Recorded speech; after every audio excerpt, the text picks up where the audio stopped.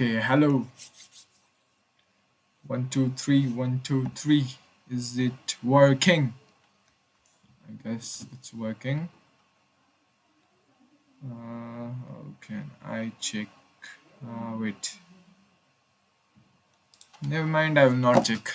I'll not check this stream because we were doing stream past 6 days. So today, day 7, uh, it's 2022 December 2025.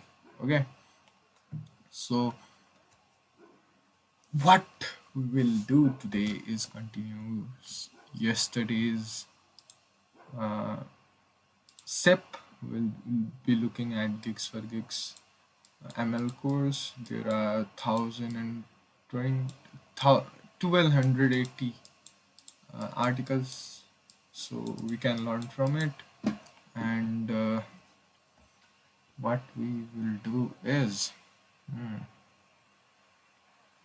after that we can look at deep learning intro course with chat one. That's also basic, so you can just walk it out of it. Then oh, okay, let's start with typing first. We'll do that for 15 minutes. We'll do that for 15 minutes, then okay, I guess content is captured. Okay, I hope the stream is good. I haven't checked it. If it's not good, then not good. It's clear now, and it will be recorded, saved in my database, YouTube database. Today also I will be working. I will be 3 hours. Then I have work to do for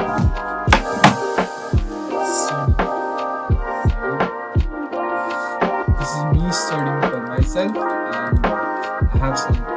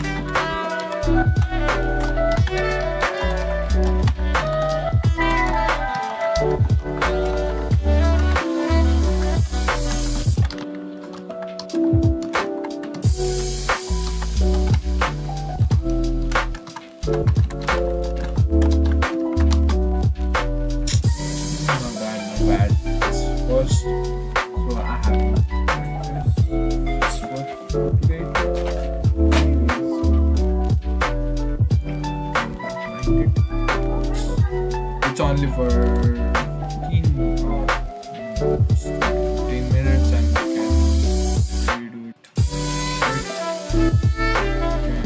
We can take a break and again. Let's try again.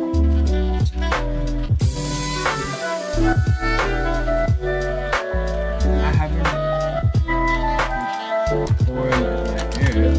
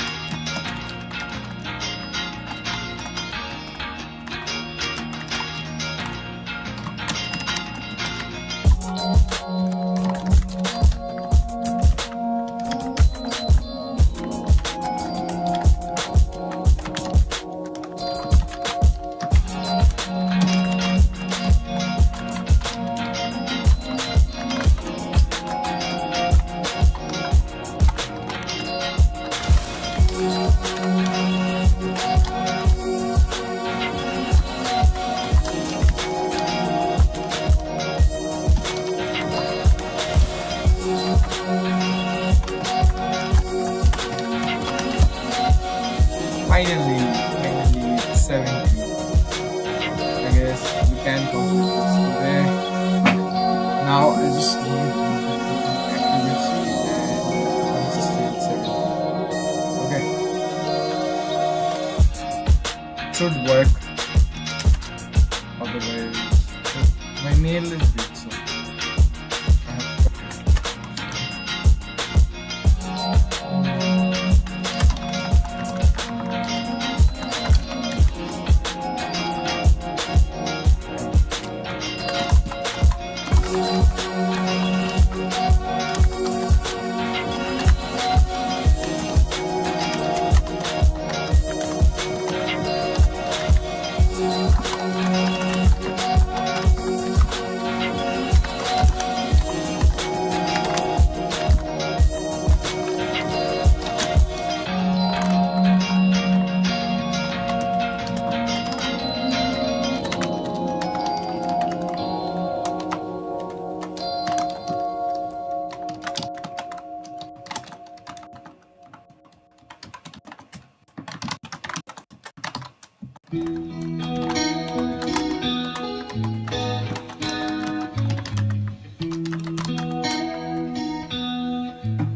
I just panic.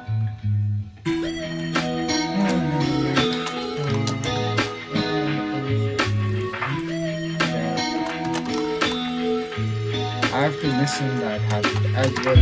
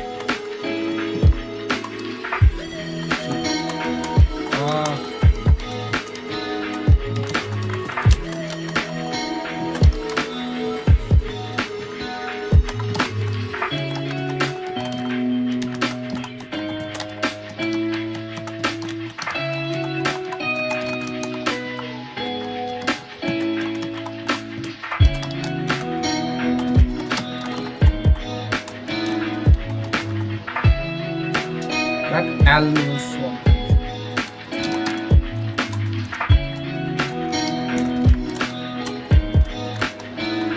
oh, bro.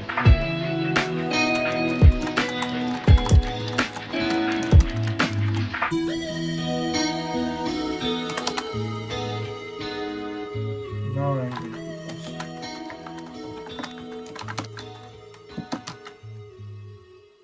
Not clicking.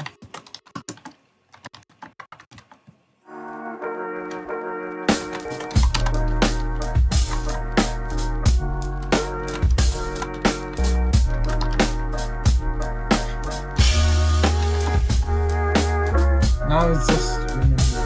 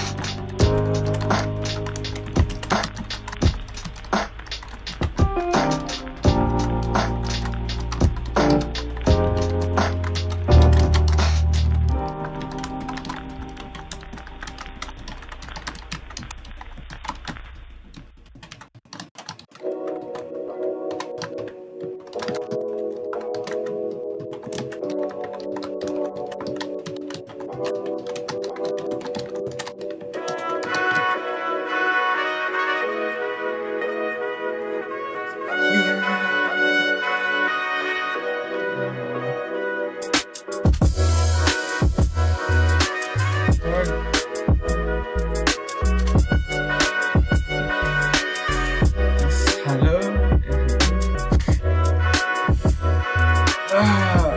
There were so many mistakes when I did it. So many times.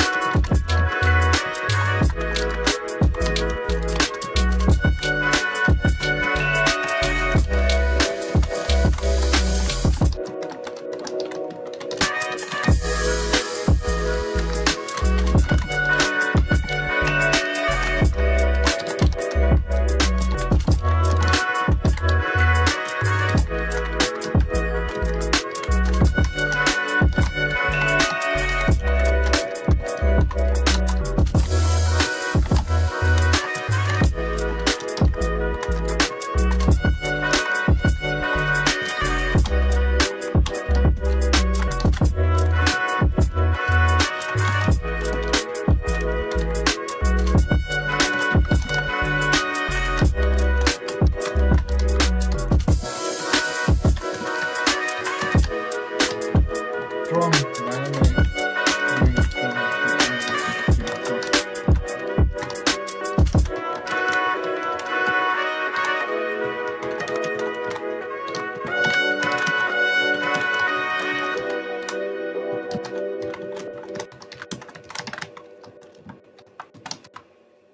Not completing. Not completing this one.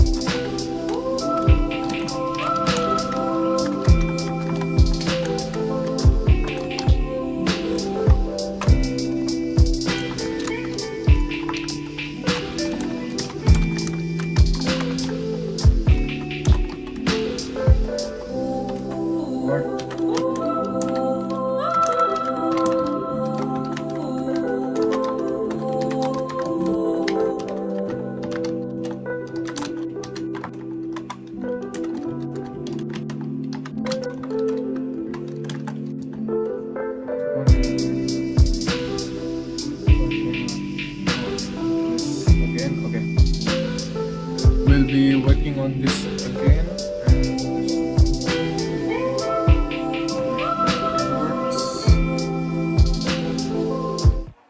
Okay. Today I want to complete day 2 and day 3 if I can. Let's look at it. Day 2 and day 3. Lambda function, basics functions for while this will be my okay. Let's start. Python programming operators in general are used to perform operations on values and variables. Operators, special symbols like minus, plus, multiplication, divide, etc. and applies. The operator is applied. Yes, types of operators in Python. Relational operators, logical operators, arithmetic operators, bitwise, bitwise, tilt, assignment operator. Arithmetic operators. Python arithmetic operators are used to perform basic mathematical operations like addition, subtraction, multiplication, and division.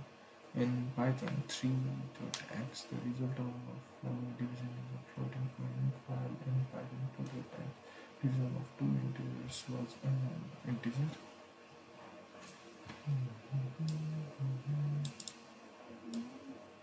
In Python 3.x, the result is a floating point, while in Python 2, x division of two integers was an integer. Okay. To obtain an integer result in a 3, float / integer is used. What? Float / okay. This is a float division. This is a float division. Okay. Double division is float, gives an integer. Otherwise, it gives an 63, yeah, gives float for Python 3. Arithmetic, subtraction, floor, modulus, and assignment. Oh, sorry, exponential.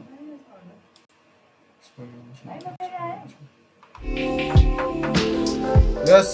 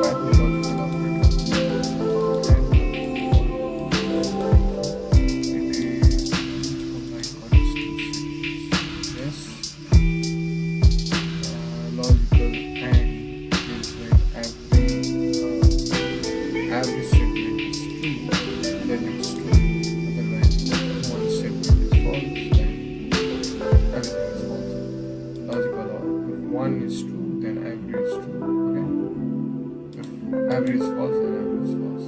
Logical not just changing from true to false, false to true. Okay. Simple enough. Logical not and logical or and or. We can use and false. True false. False. If I do.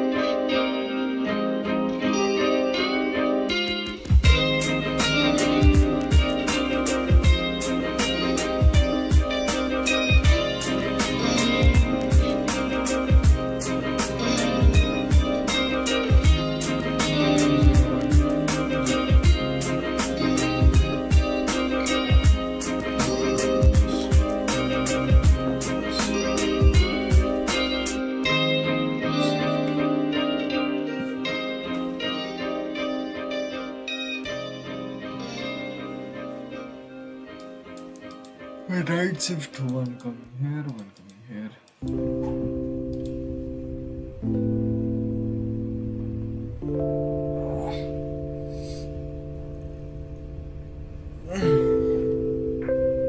Left shift is same, but it goes other way around. Left side, it will operator overloading.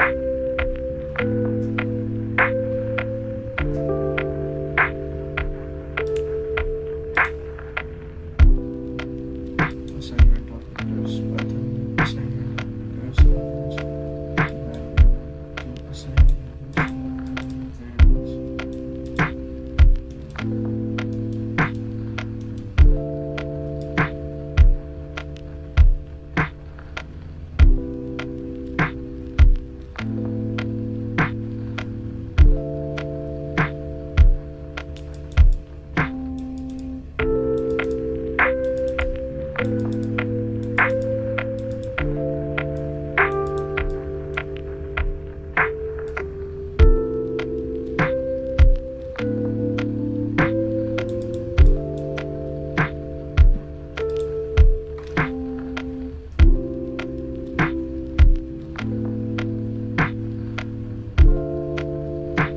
I'm so sleepy. Oh, I can't be this sleepy. Python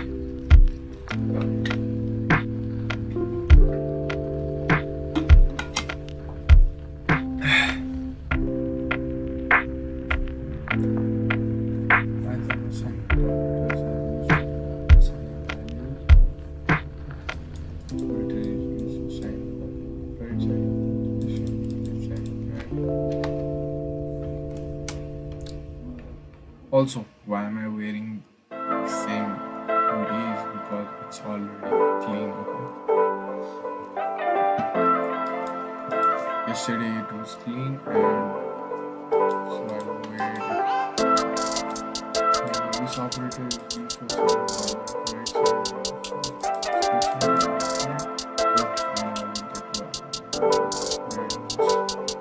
just multiply adds with B and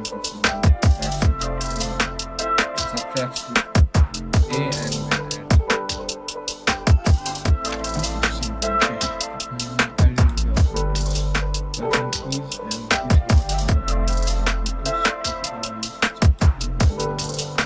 on same part of the memory, two variables that are equal do not imply that they are identical. Operands are identical, true if the operands are not identical. Are identity operators. Both are used to check if two values are located on the same part of the memory. Two variables that are equal do not imply that they are identical. Friends are identical, friends are not identical. Oh, okay. They are identical. They are not identical. Okay, got it. If a variable is pointing to a same location as another variable, then is can be used. Membership operators in Python in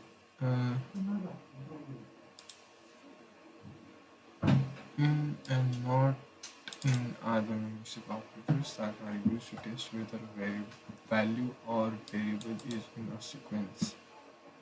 True if a value is found in the sequence. True if value is not found in the sequence. There is a list of 5 values where x not in list, 24 is not in list, x is not present in given list, else present in list. In list or not in list. Ternary operator, ternary in Python. Ternary operator is also known as conditional expression. Something based on a condition true or false equal added to Python version 2.5.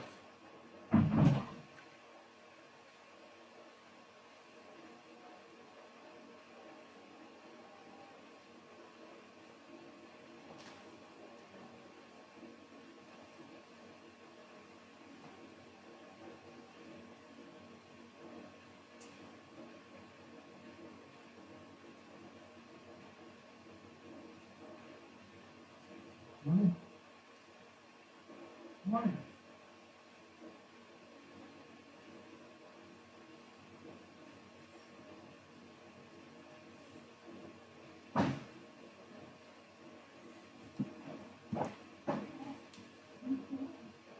is a ternary operator for conditional expressions. Evaluate something based on a condition, true or false. Oh God, I already know this. Why am I reading? Why am I rereading it? I'm that much sleepy. I can just skip this part and go on others, but I keep rereading the same sentence over and over and over again. Okay, it was added to Python 2.5. Okay, okay, okay. On to if A, else this. Okay, this is just if else. If A is less than B or B. Okay. Precedence and associativity of operators. Precedence. Define the priorities of the operator. Operator precedence. This is used in an expression with more than one operator with different precedence to determine which operation is performed first. So in plus multiplication, which one is uh, done first? Hero, YouTube is not responding.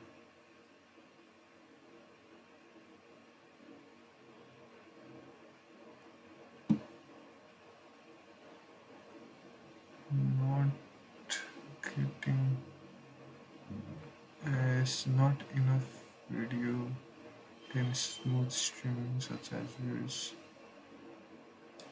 friends buffer. Why is there not enough video?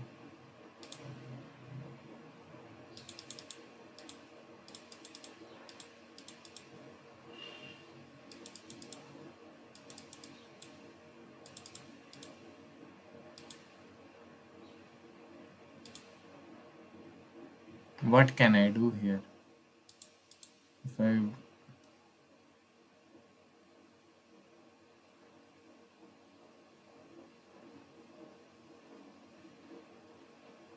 okay, now there is enough. If it okay, YouTube had a problem.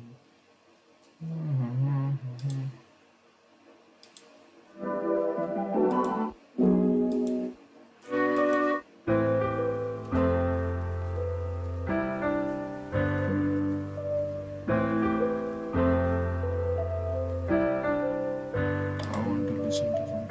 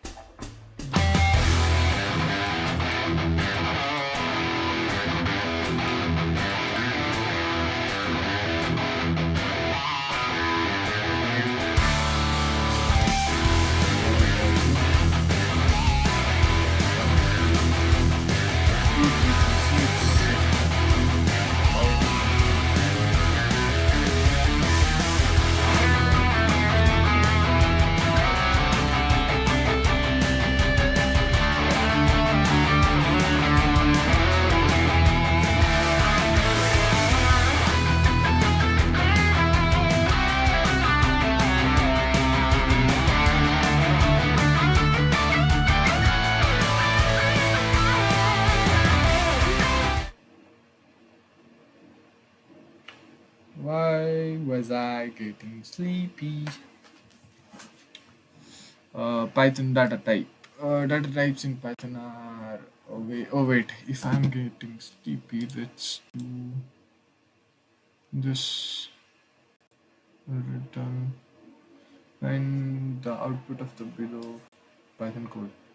X is equals 4. ID X. What is ID? You. You. What? Boot ID. What is ID? What does ID X function does? Print ID. Either it's object address and compilation error, or object address. It can't be compilation error because it's a function, I guess. Or it can be compiled. No.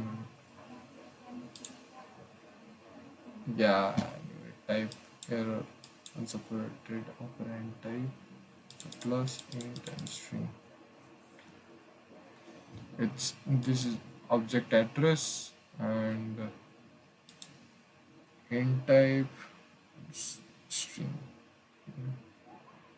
Int type. So what is the output of the following code? 9 divided by 2. It should be 8 divided by 2 is 4. So 9 divided by 2 is 4 is the answer. And summary. Yes. What is the result of 10 is greater than 5 and 5 is less than 3?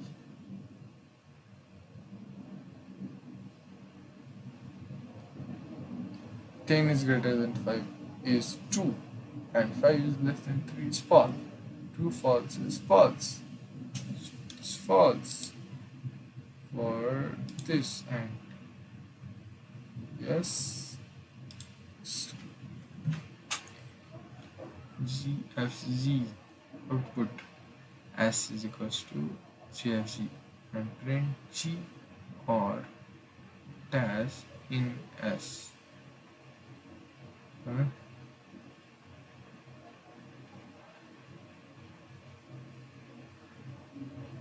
False, error, true can either be error or none of the above. Error, I guess. No, it's true. Print the G or S will print true as the output.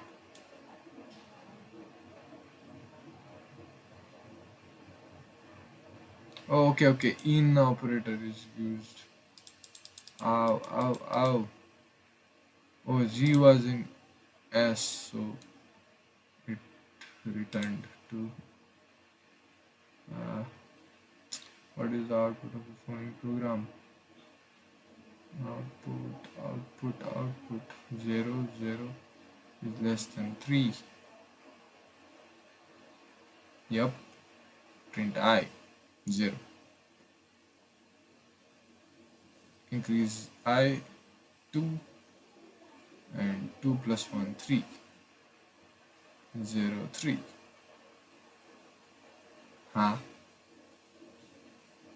What? Wait. 0 is less than 3. Print 0. Then I plus 1. 1 plus 1 2. Sorry about that.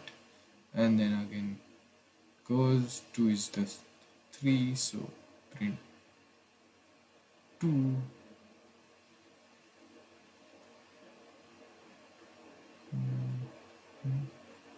Increase. Oh, okay. 1. It will print 1, then 3, then 2, and 4. Done. Plus operator in Python. Oh shit! I thought this was. C tricked me. Nah, tricked me, bro. Find out below code. Tricked me, bro. False.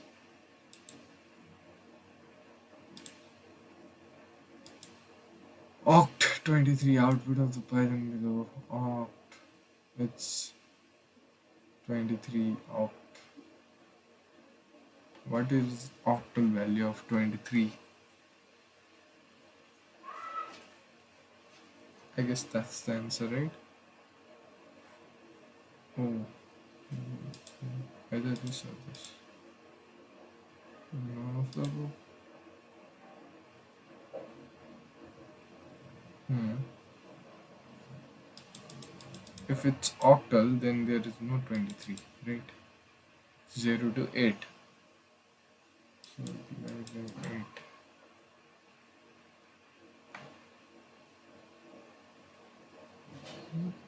Is this what does oct do?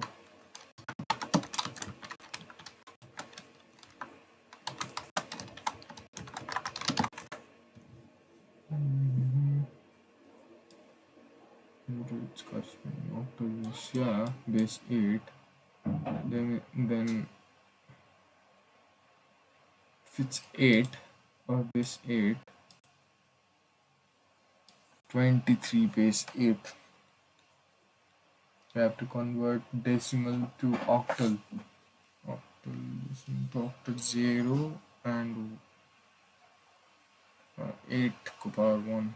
8 to power 0 into 2, 3 into 8 to power 1. 3 8s are.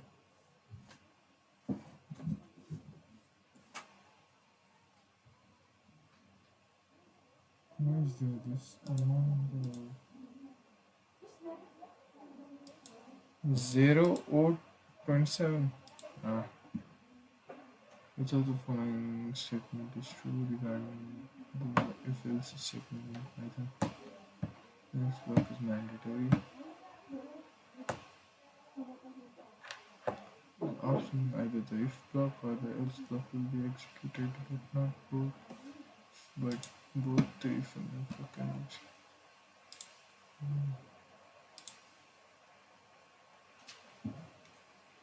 But in Python, and if statement.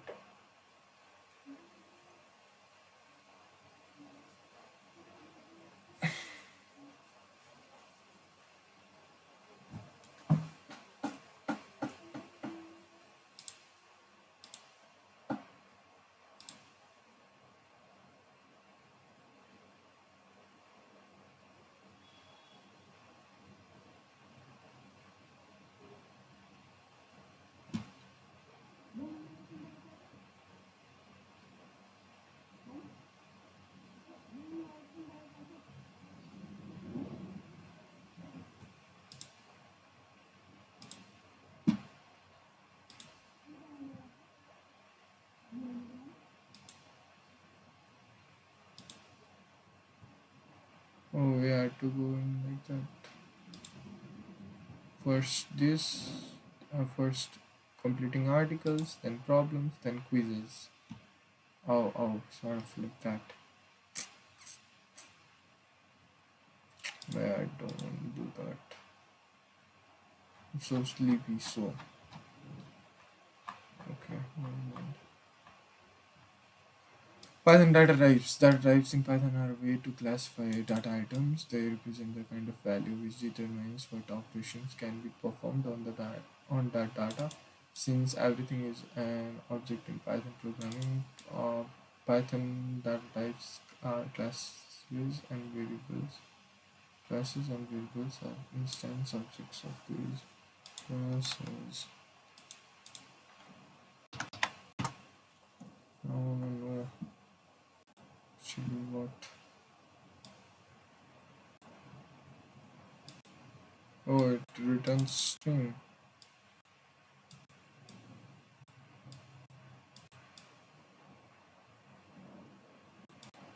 Yeah, 0 to 7.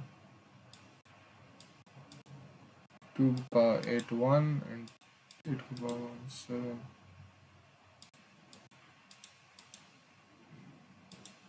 16 plus 7. Oh shit. Shitty. I calculated this for this. so it didn't work.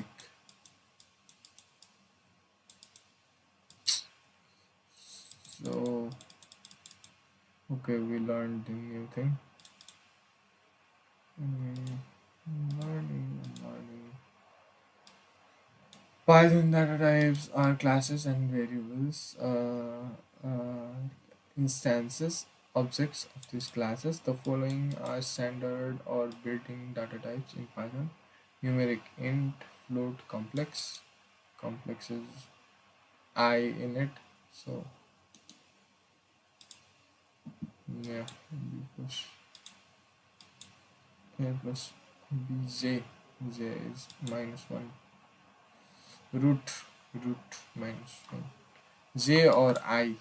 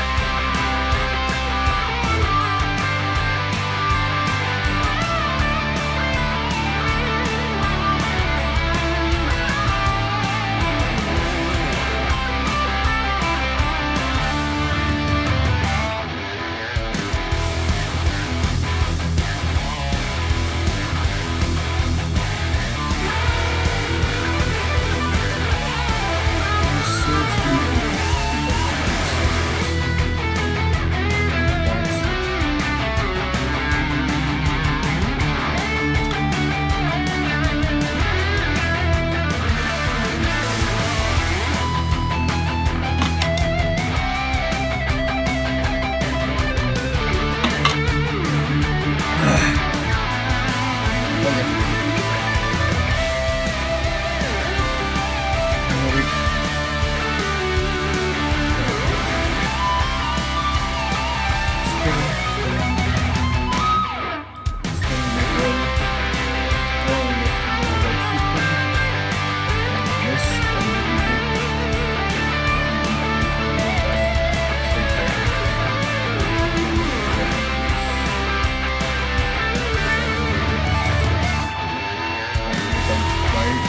literal,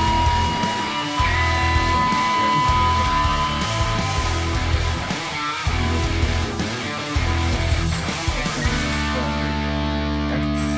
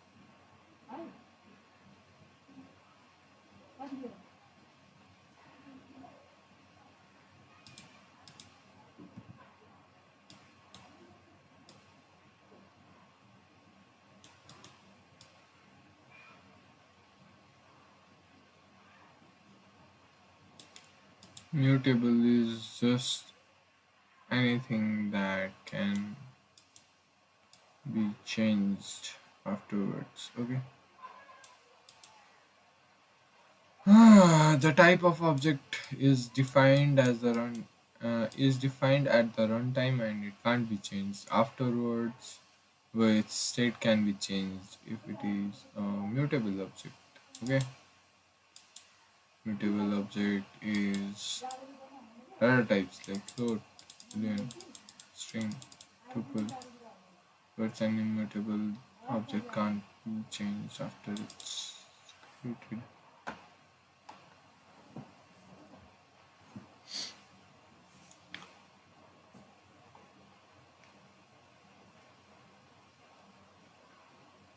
Tuples are immutable, so you can't actually change the value in here, but in list you can do that. Okay, you can add or remove.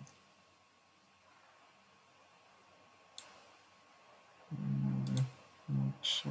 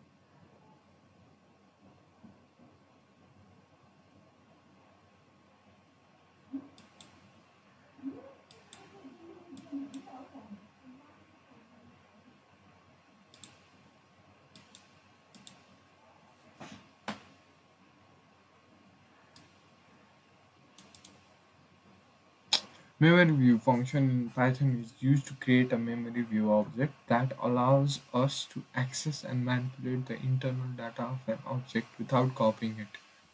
Oh, this is particularly useful for handling large data sets. Efficient. The overhead of copying data, the memory view object exposes the buffer interface. Any objects such as bytes, byte array, and direct access to the memory.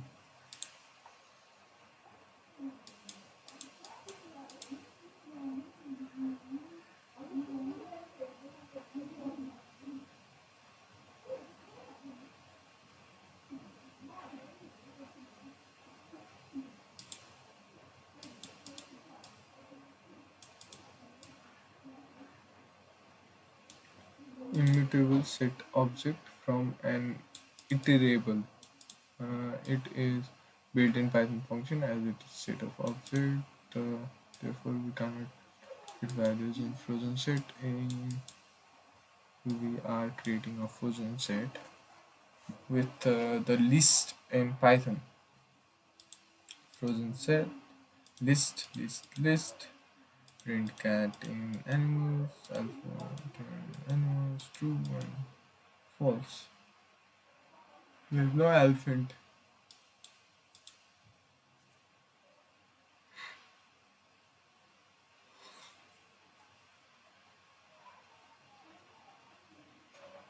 Table object name.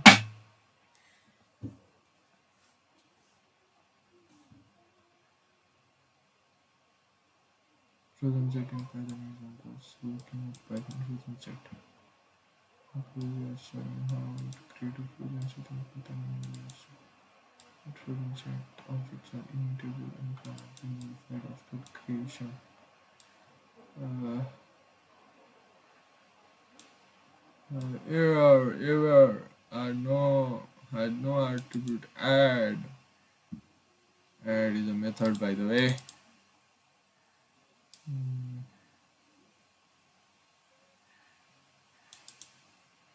Empty frozen set type.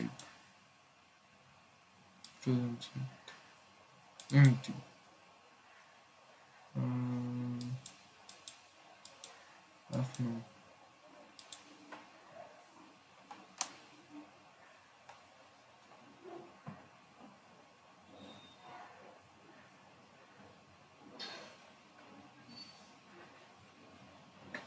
0 and 1. What? Where is geeks? Where is geek for geeks?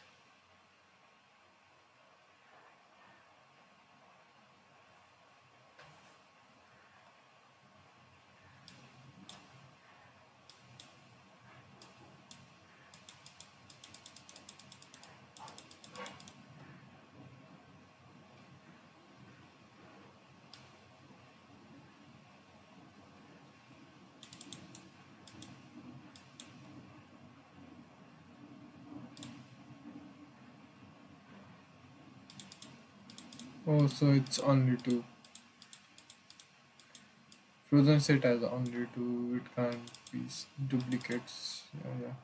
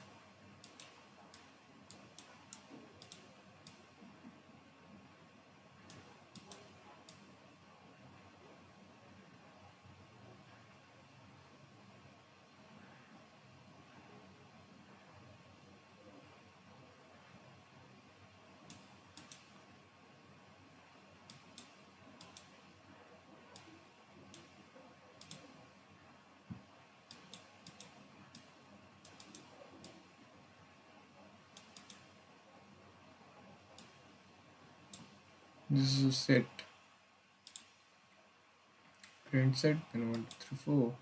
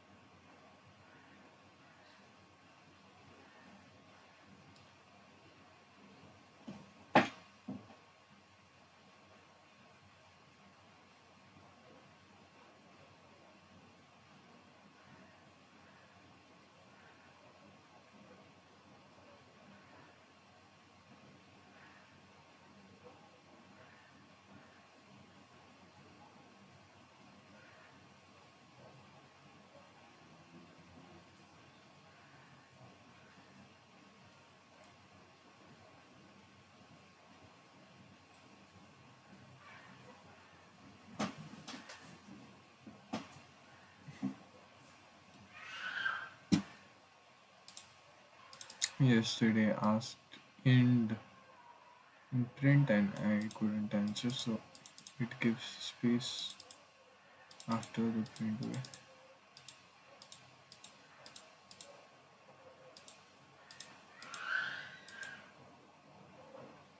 Mm, I'm so not finding.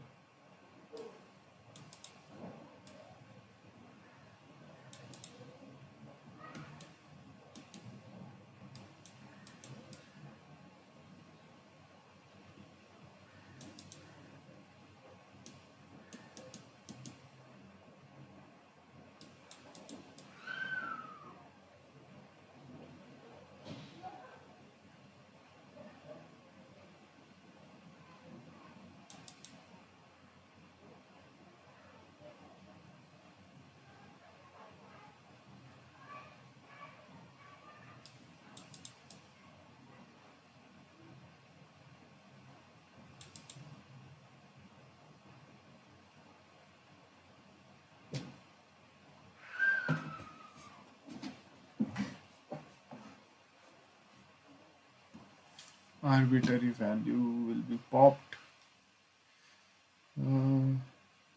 Where did it pop? It popped 1.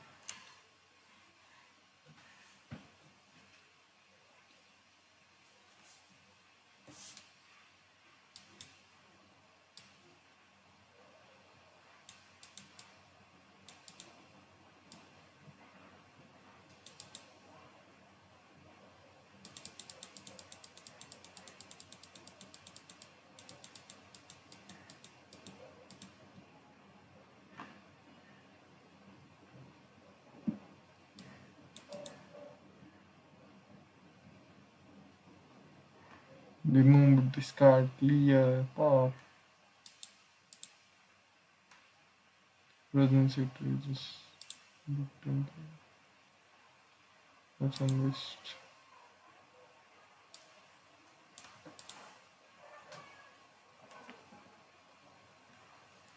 Python lists are very flexible, can contain duplicate items. Mutable items can be modified, replaced, or removed, or ordered. Maintains the order in which the items are maintains the order in which the items are added.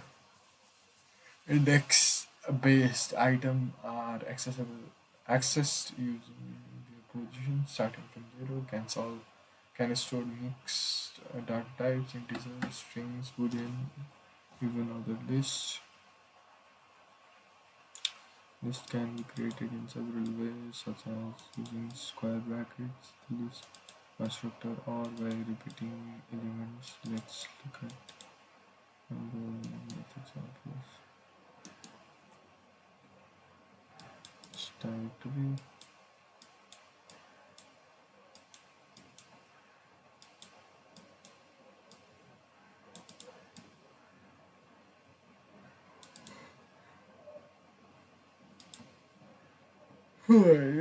hi hi.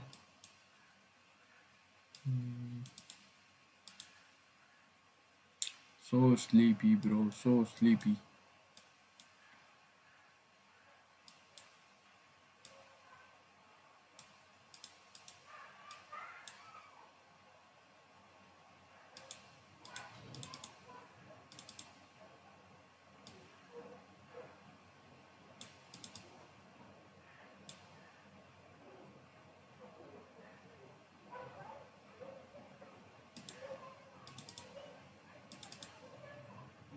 Okay, in list, it's from 1, 2, 3, 4 is not okay. It's called slicing. -1 is just 0. -1. It's 50. And 0 is minus is 1, just -1, then it will come from the back. -1, -2, -3, -4, -5. Adding elements to the list. Append, extend, insert, clear. Appends 10. Inserts 5, 0, comma 5. Oh, in 0 it inserts 5. A dot extend 15, 20, 25.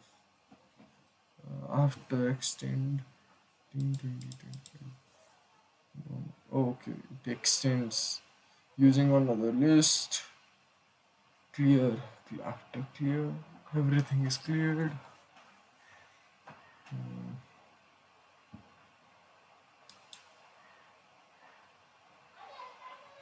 Yes, we can order them. It's updated.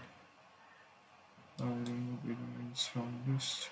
Remove pop del segment. Del deletes. Remove 30. Pop val a dot pop 1. Pop val after pop. Pop element 20.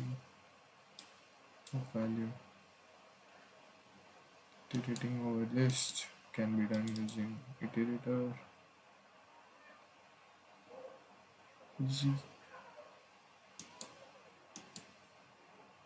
Nested list. A list of lists is known as nested list. Nested indexes. Matrix.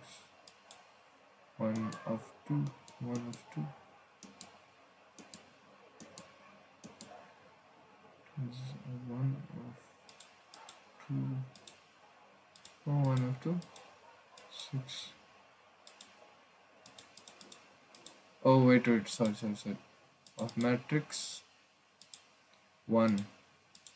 Okay. 0, 0. This is 0 and this is 1. Of 1 of 2. 0, 1, 2. So 6 is printed. Okay. I'm so rusty, bro. List comprehension in a concise way of to create lists using a single line of code. It is for applying an operator or filter to item in an iterable such as list or range.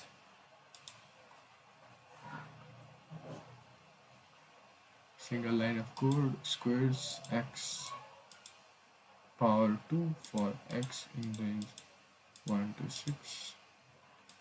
1, 2 power 4, 3 power 6, 3 power 2 means 9, 4 power 2 means 16, 5 power 2. How Python stores list elements like this. Yep.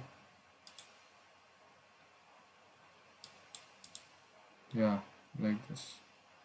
Everyone is pointing to the. So this is also done. Tuples, immutable ordered. Immutable means we can't change anything. Ordered collection of elements. Set are immutable but unordered.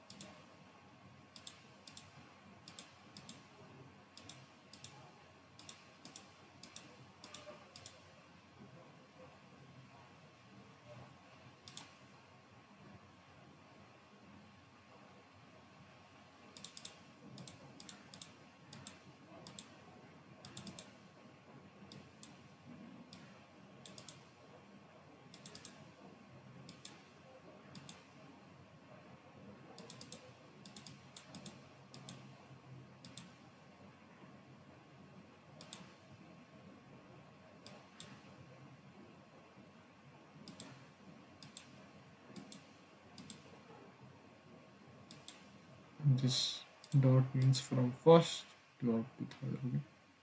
First means 0. Or if 3 was in front, then 3 to last.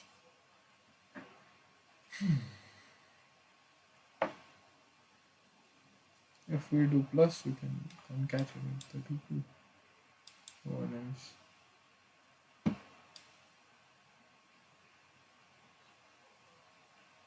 Start, stop, sit.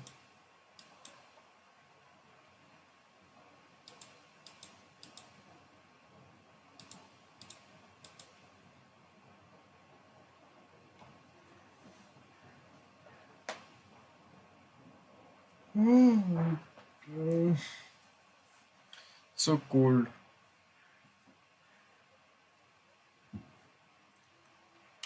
Since tuple are immutable, we cannot delete individual elements of tuple. However, we can delete them that using this and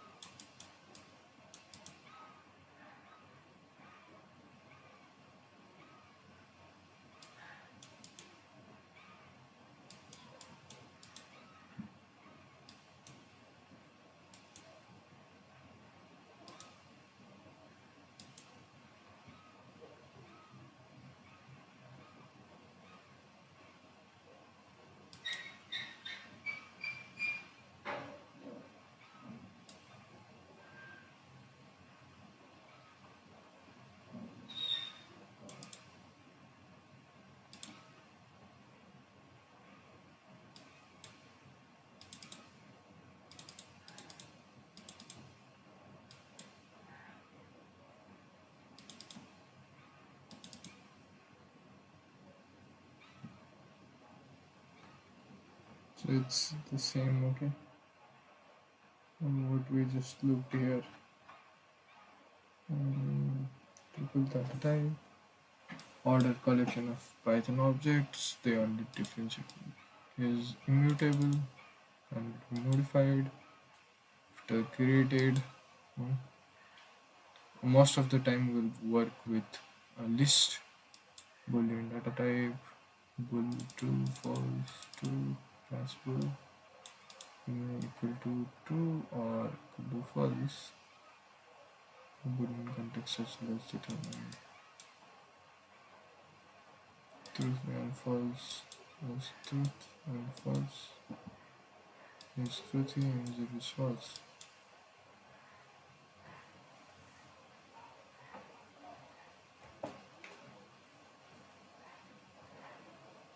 Set data type.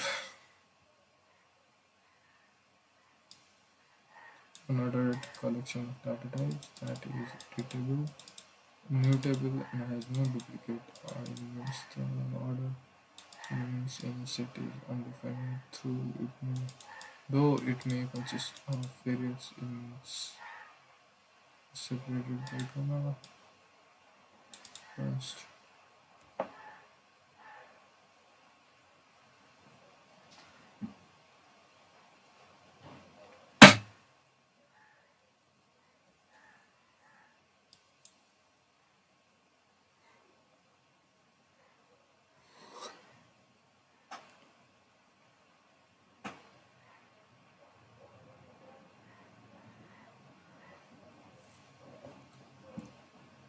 key value pair. Key is provided in dictionary to make it more optimized. Each key pair is dictionary is separated by colon, whereas key is separated by comma. Value in dictionary need to be treated.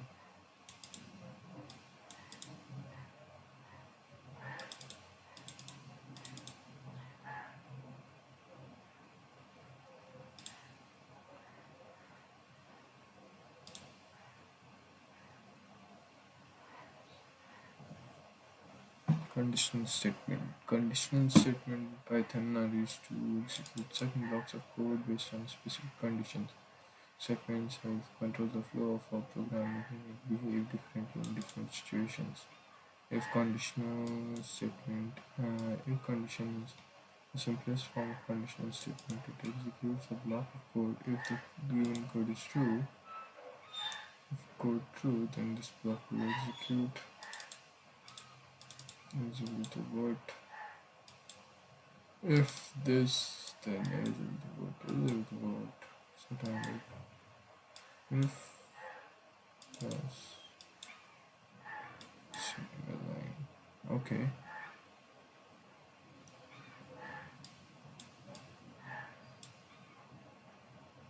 If else, sort and if else, if else. No need to do anything else. If and this is ternary operator like that. Okay, pass if marks is greater than this or else. Okay. This method is also known as ternary operator. Ternary operator is sending sort and of if else statement that allows us to write compact readable code. Especially this is not readable by the way. Anyway, in a large code base. Elif it allows us to check multiple conditions, providing a way to execute different blocks of code based on its conditions true using Elif. Okay. It checks this, then this, then this, then this. Nested if else inside another if else condition. If this, then only this, otherwise this. Okay.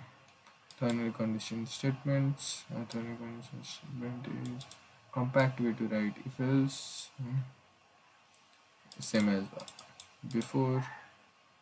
Match case statement. Match case statement is Python versions of switch case. Oh, match case statement is Python's version of switch case. There is no switch case here.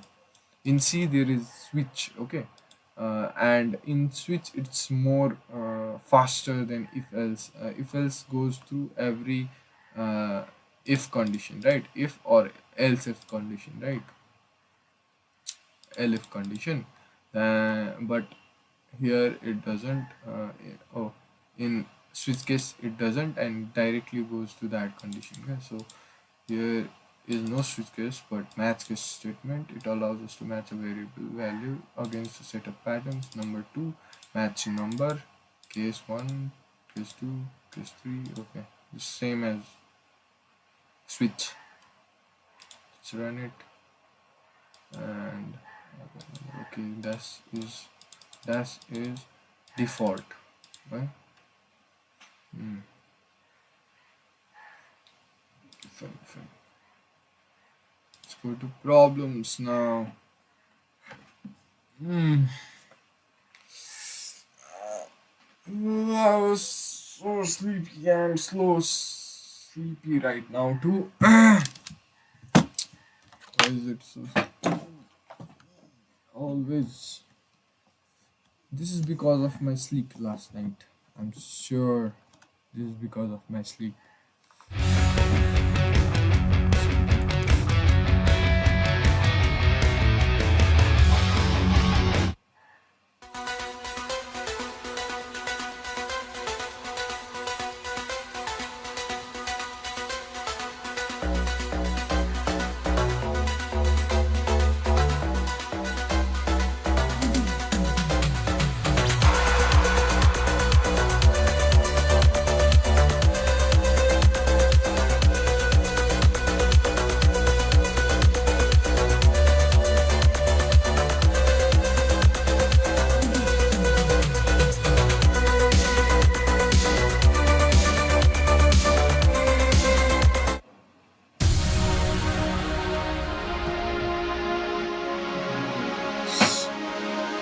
Sun is validity. I think the logical bit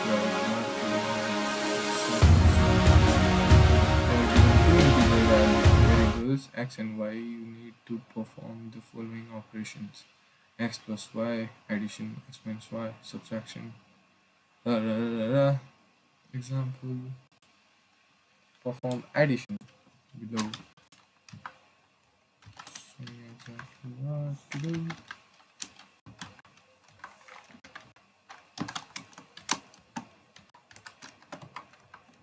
Why was it so hard yesterday, though? X modulo y print pqrst compile. So the compile, yep, compiled, and what? Go return once.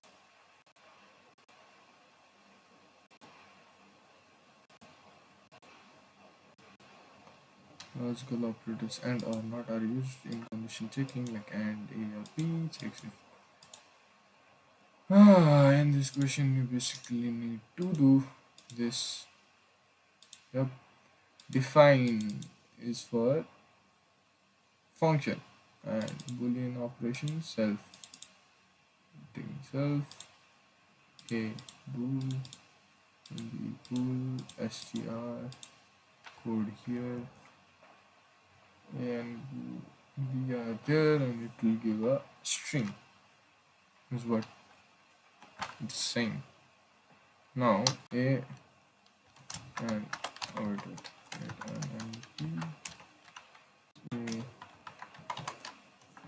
versus b and a. What is this? Examples in false. What to do? I just need to do this. Yeah, what is this anyway? What?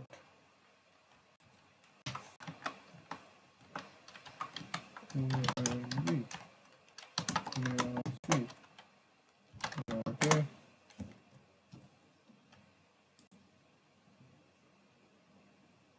Da da da da da. A C is not defined. Da, da, da, da. Hmm.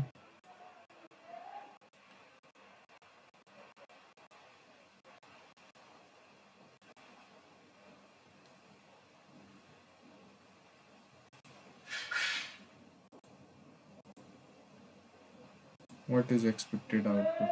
According to that, expect for inputs, expected output is nothing.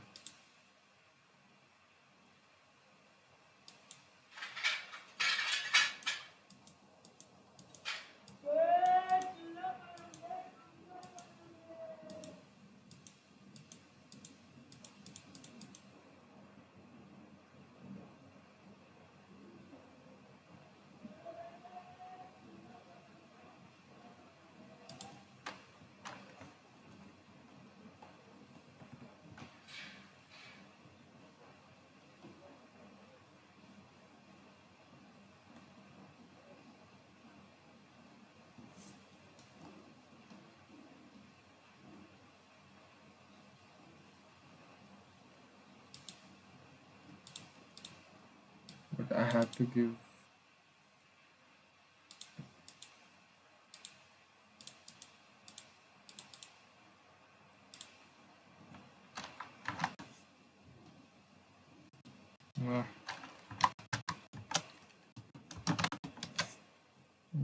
Just need to add print statements then.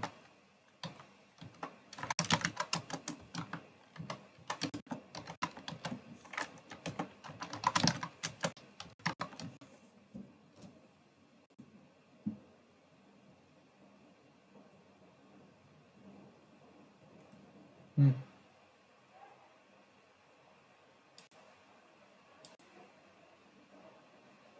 Hmm.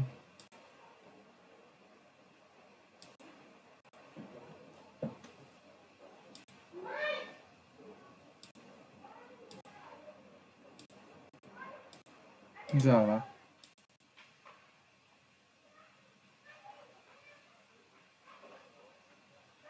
Why Java? Uh,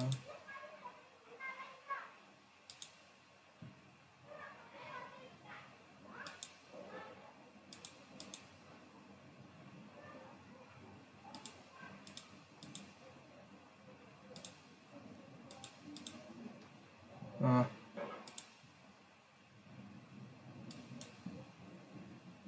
Begin. Easy standard. Yeah,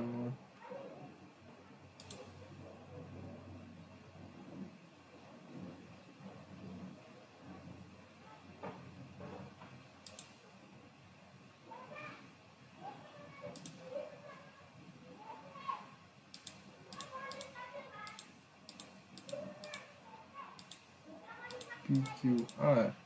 Lower. Return.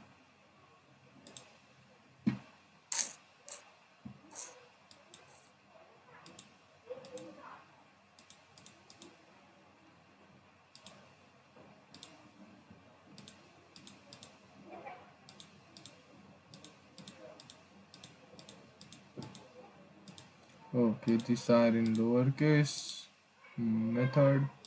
This converts RQP to string. This returns. This is, what is this? I forgot. Format specifier or format. Never mind, I can just submit. Don't need your marks. The marks.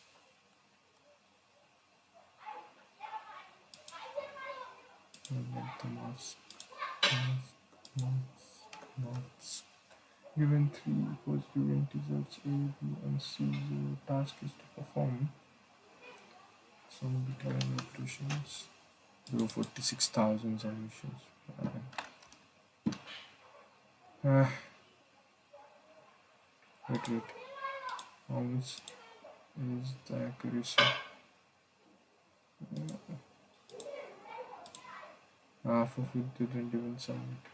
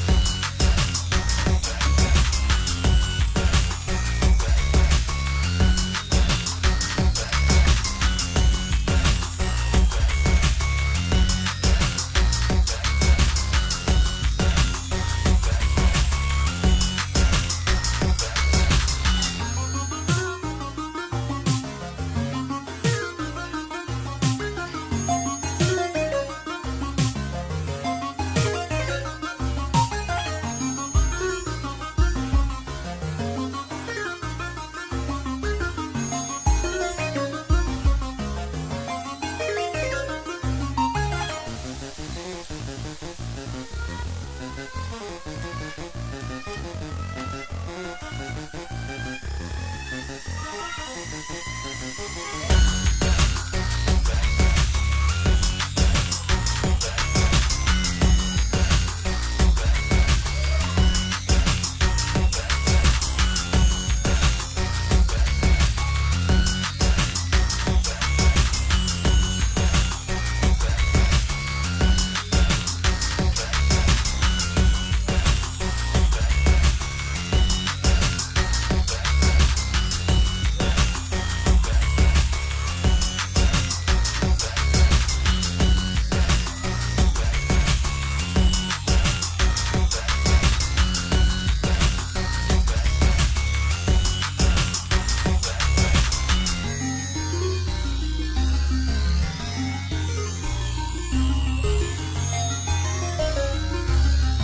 235K submission and 20% accuracy.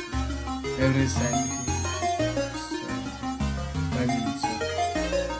Even 2 integer. Wait, what is this? Check the status. ALB and Slack.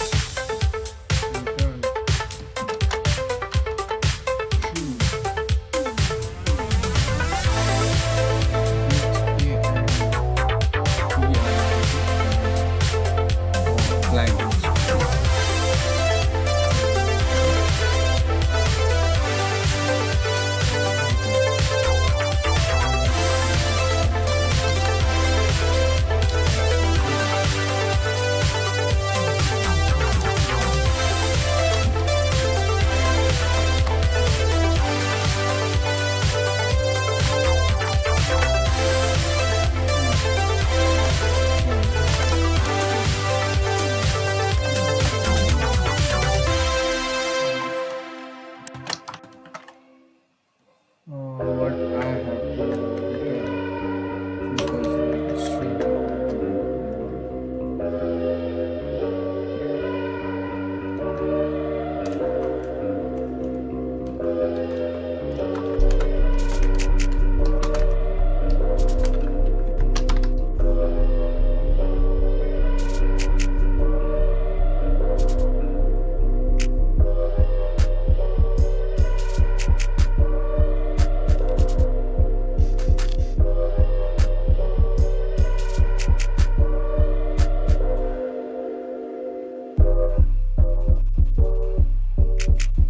If A is 1, A is 1, A is greater than 0, B is minus 1, A is minus 1, flag is false, and return false. Expected output true, should be. If A or B not both is non-negative or false, and the flag is false, return true.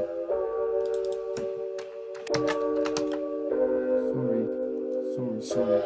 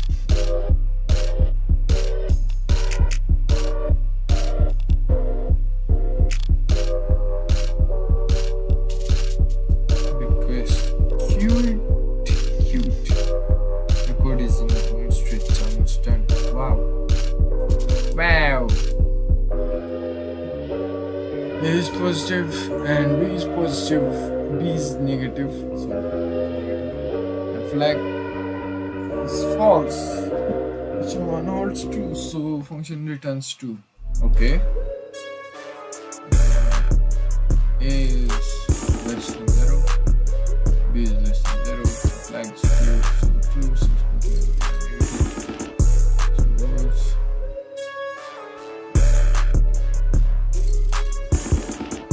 Yep. Summing from answer.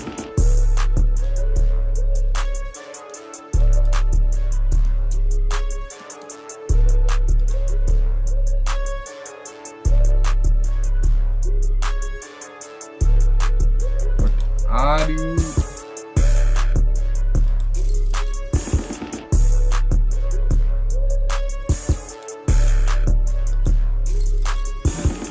no? It's true, bro. I wrote here true.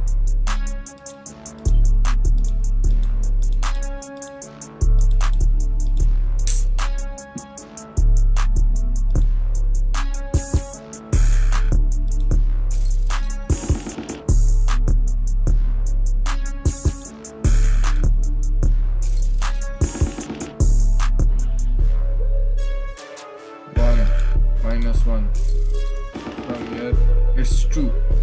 Flag equals to false. Yeah, flag false. Then it will return true.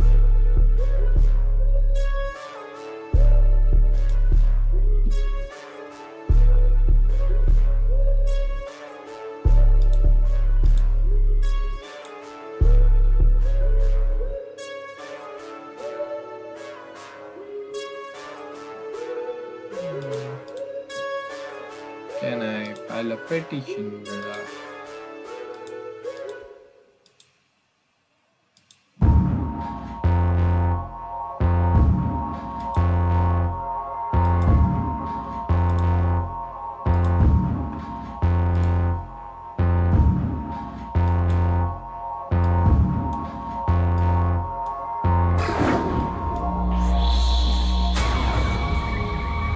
Second button on top right corner. Second button.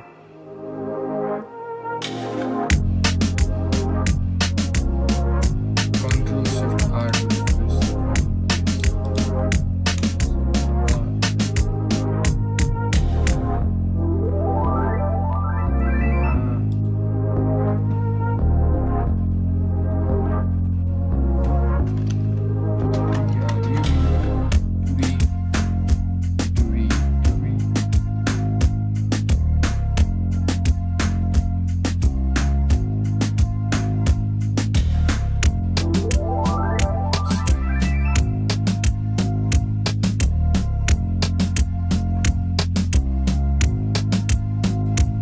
Why is my output false?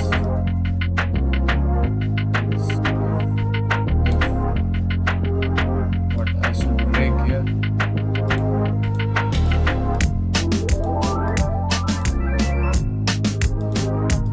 What the hell, bro?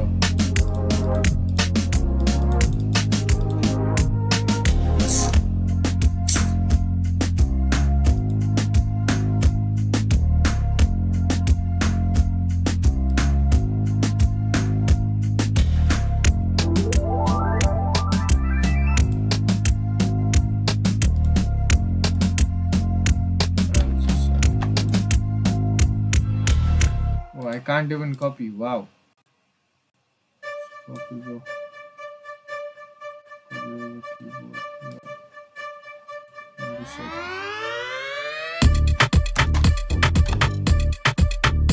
Shit, I can't even finish. Wow.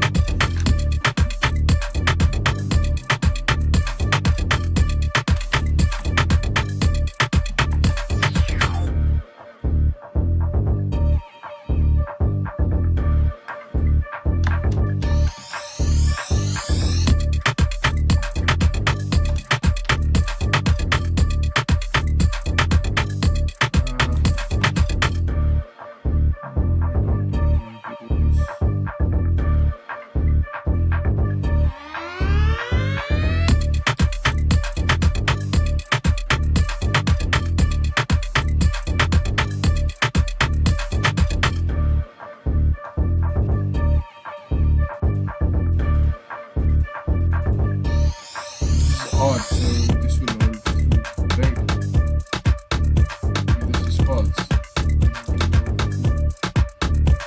No problem. Okay, I got it why the hacker is so low. You are familiar with basics. Now I'm full fine, bro. Yeah.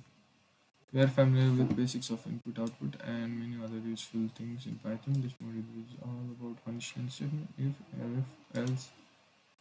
For while it is in Python, any conditional statements in with proper indentation must be followed while working through loops. There are two friends, on Smith and parameters J angry, J S angry to indicate H is angry. You are yes. मलाई के खानेको ल्याइदिनु न नाइ त्यो नै के छ अँ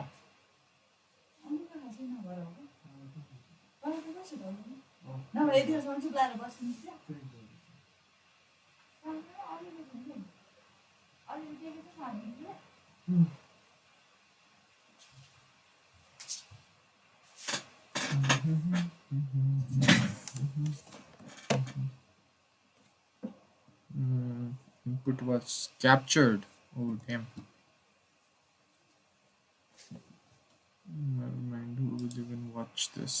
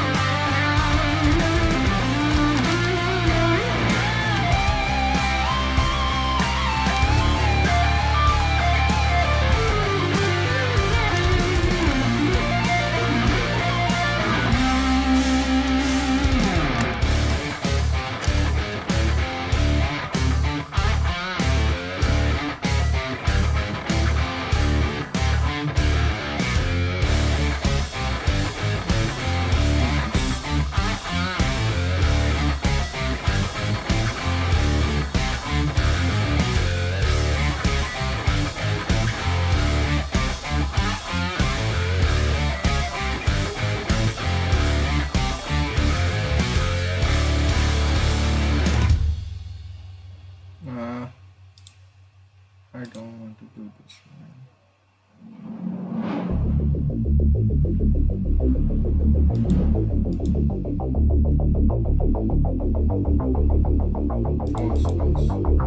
False.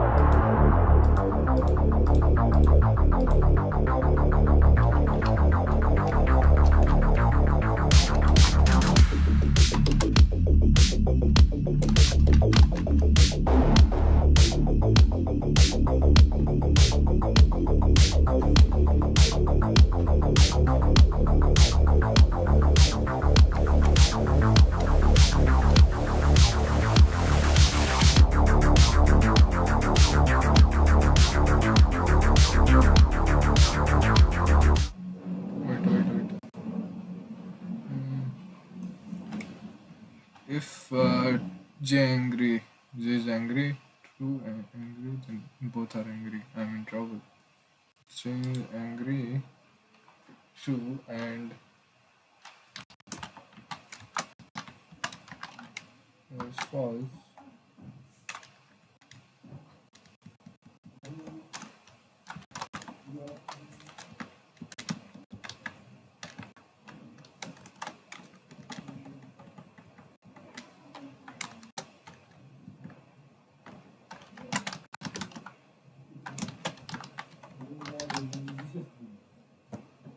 Is angry. Is true. False. False. False. False. If it's true and true, it's false. True. True. Then it will be true. False. False. Then false.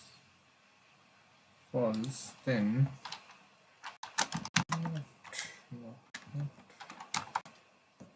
not. Not. Hmm. Can I compile? No. This is so shit, bro. I can't even compile, so I don't know what's going on.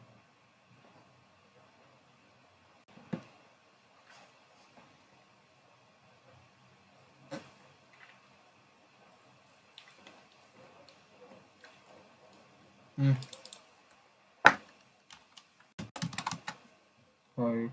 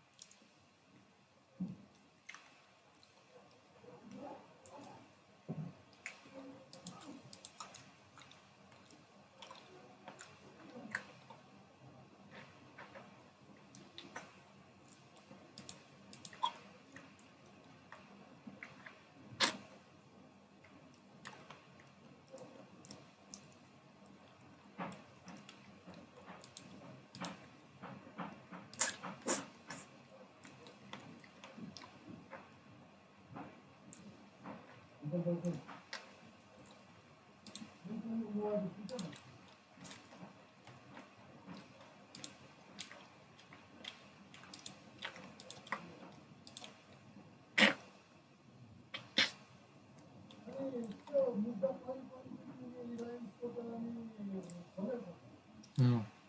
We can do true, true, true. Is. Hmm.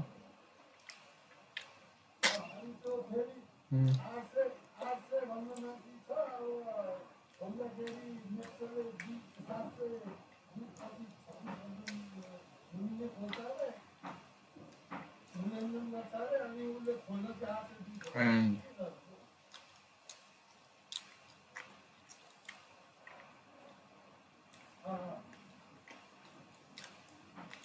ha, no, we could do it like this. If, then okay, got it. If it's increasing and it's less, then flag is false, then return true. Less than, greater than 0, flag is false, true. Either this and this, or I use or, but mm,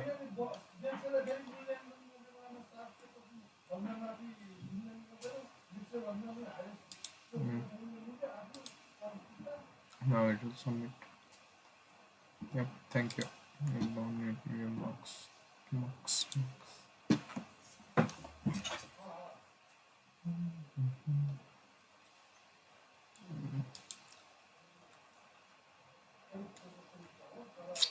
There's lambda function also.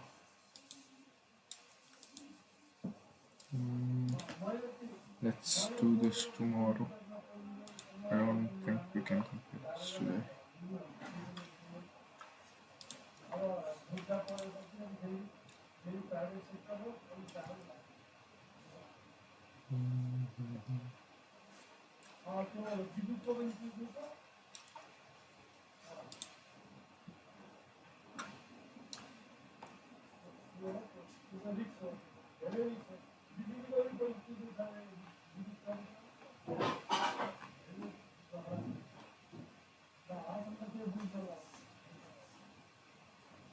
The condition. No, I'll do this tomorrow.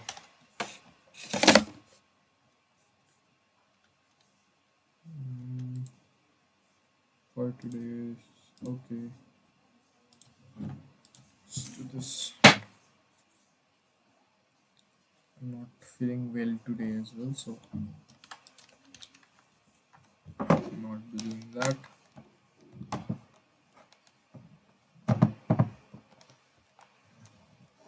Okay.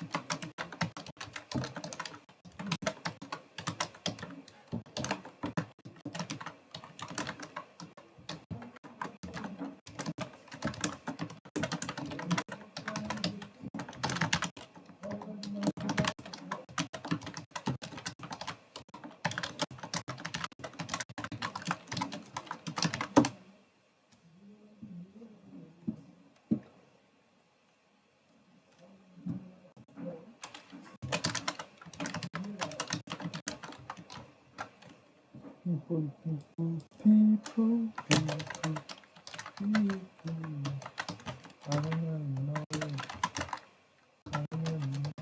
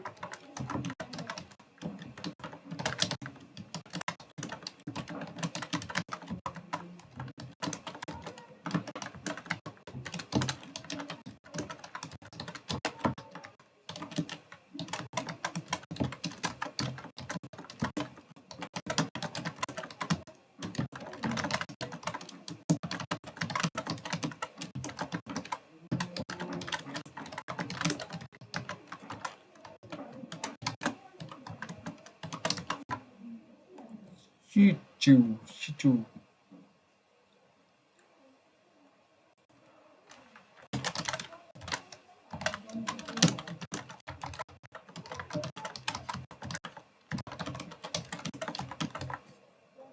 P-O-P-L-E.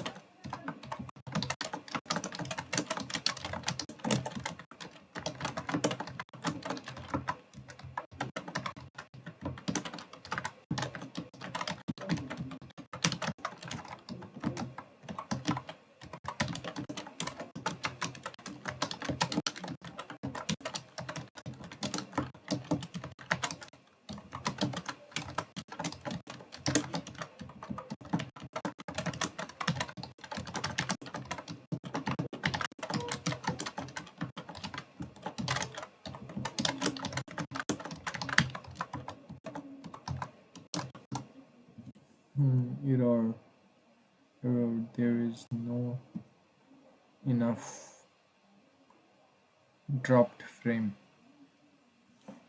So the live is not good. Enough video to maintain smooth streaming, such as viewer experience buffering. Experience it, brother. There is no enough frames. 468 frames were dropped. So I don't know what to say.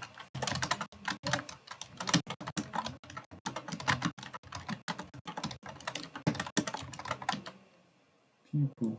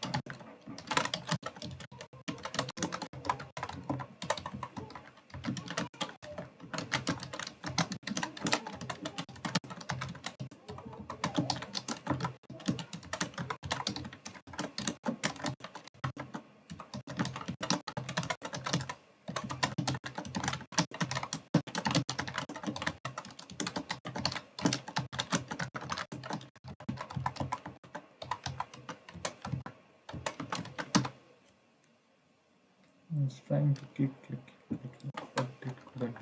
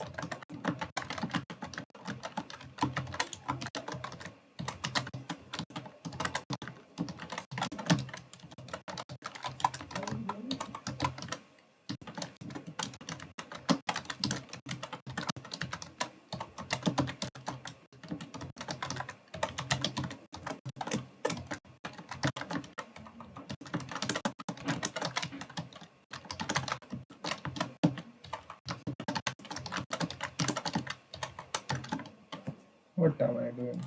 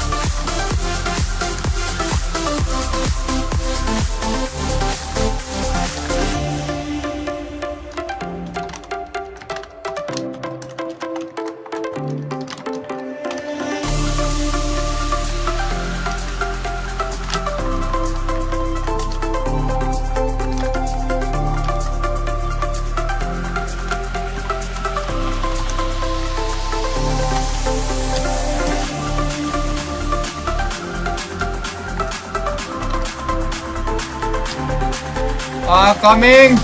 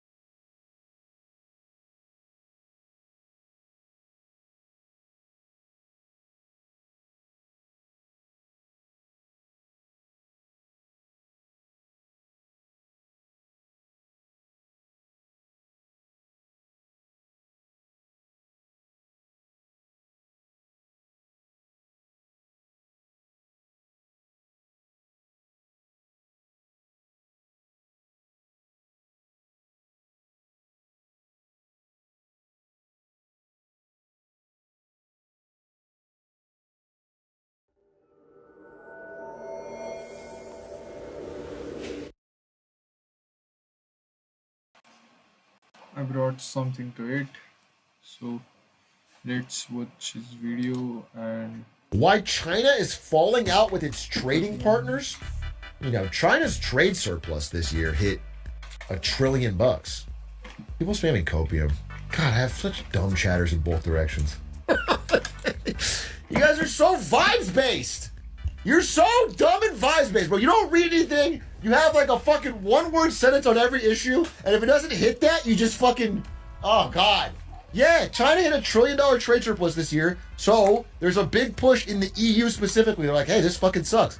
Macron was out there from France being like, we have to rethink our whole relationship with China because China wants to make everything. They don't want to make some things, they want to make everything. So if you are any other country on earth that has manufacturing, it's like, hey, we want to make stuff too. So it's an interesting discussion, whether you think China's good at making things or not, and they are.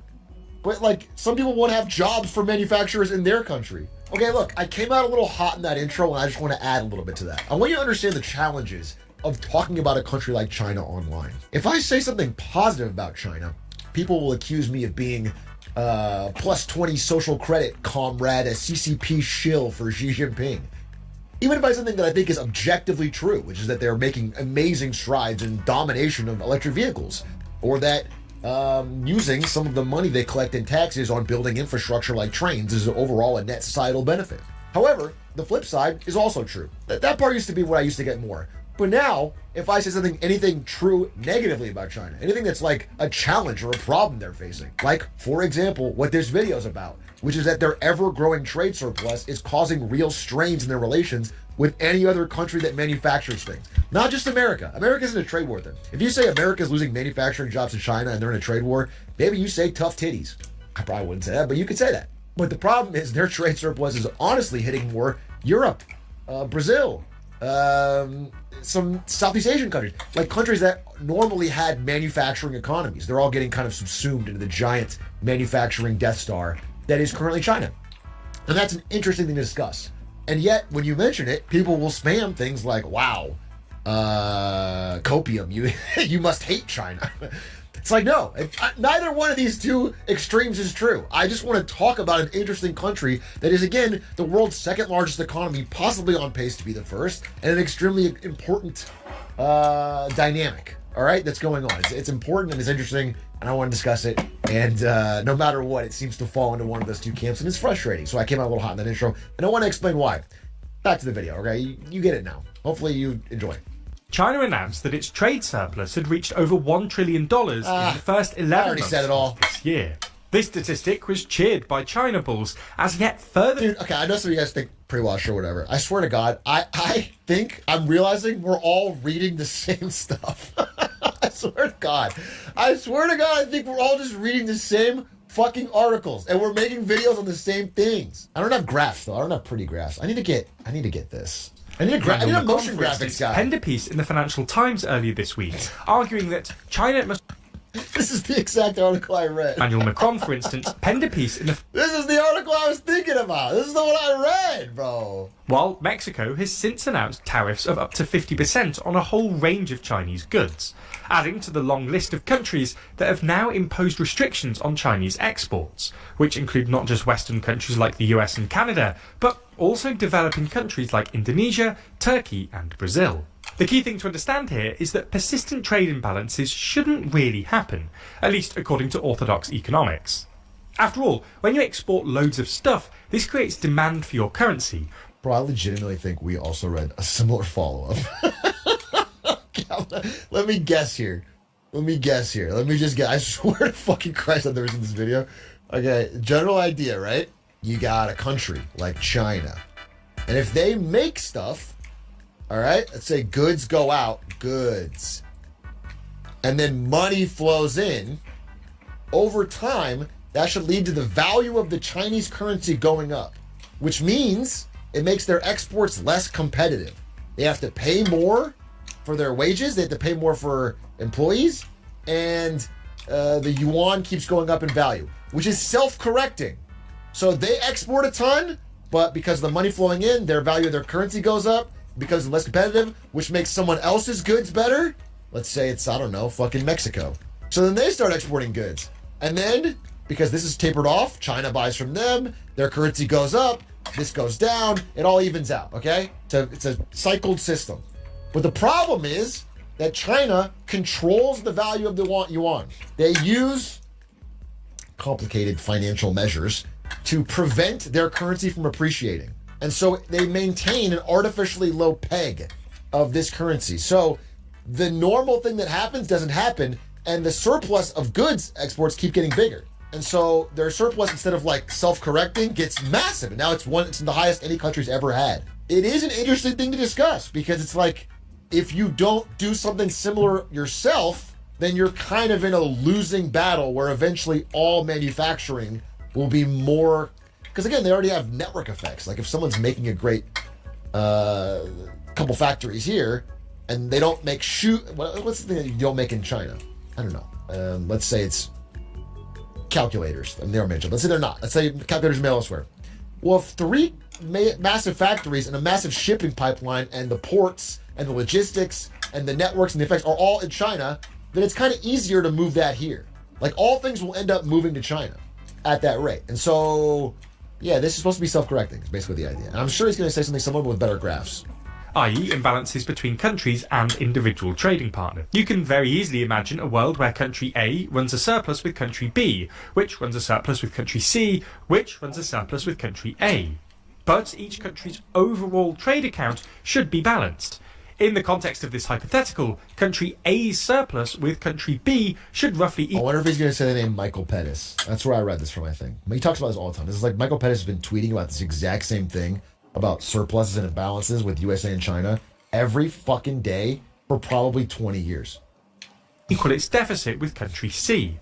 In China's case, for instance, when China exports lots of stuff, you'd expect Chinese households to then use this hard-earned foreign currency to import stuff from the rest of the world.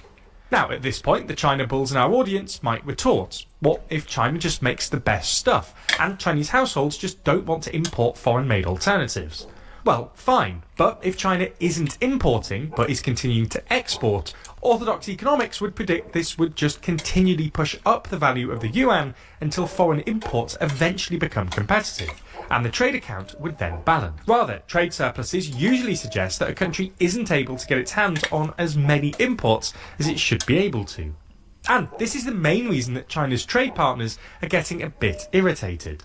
It's not just that Chinese manufacturing exports are hyper-competitive, although this is obviously causing some anxiety in places like the German car industry. Yeah. Rather, it's that China apparently doesn't want anything from the rest of the world. Before, other countries were less fussed about Chinese surpluses, because they knew there were still gaps in the value chain where they could sell their stuff to China, even if China didn't import as much as it exports.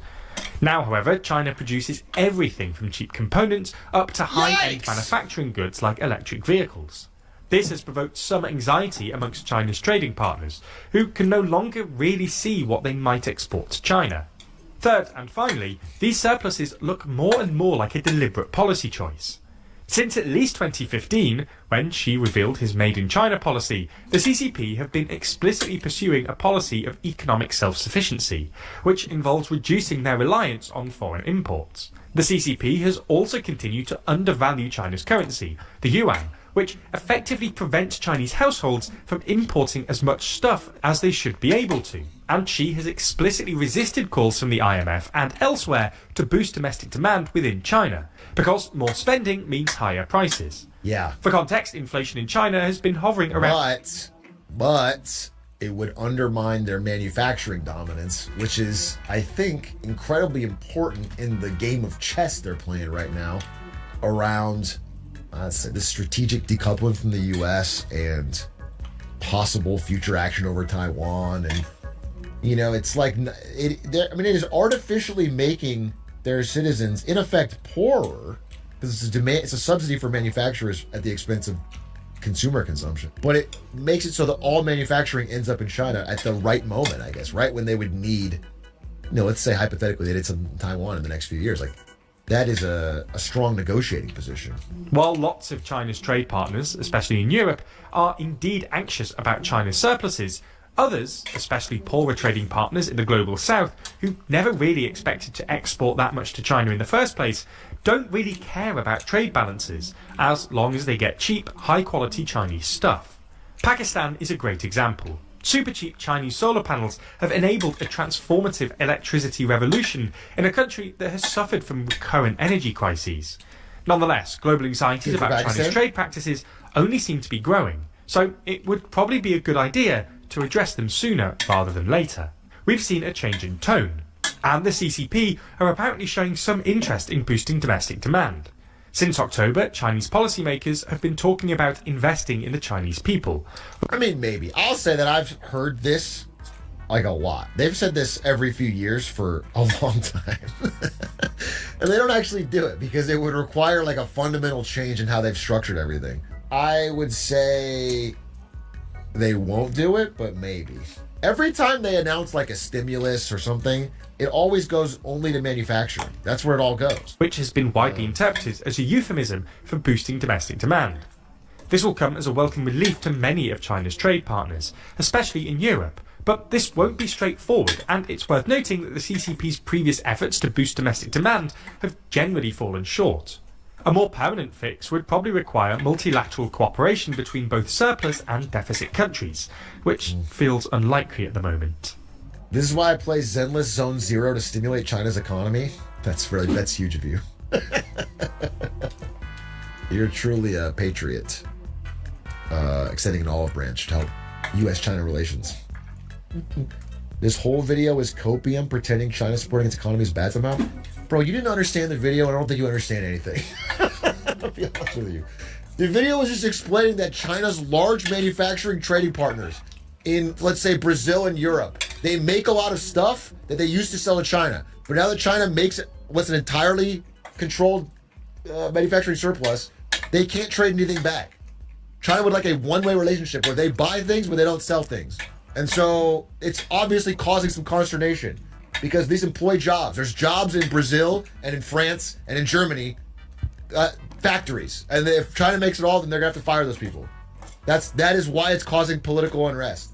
I'm not saying China's not acting in their own interest. It's just understanding the world. It's understanding that everyone has these different fucking... It's like 6, 7 different things that you're not getting. If that makes any sense.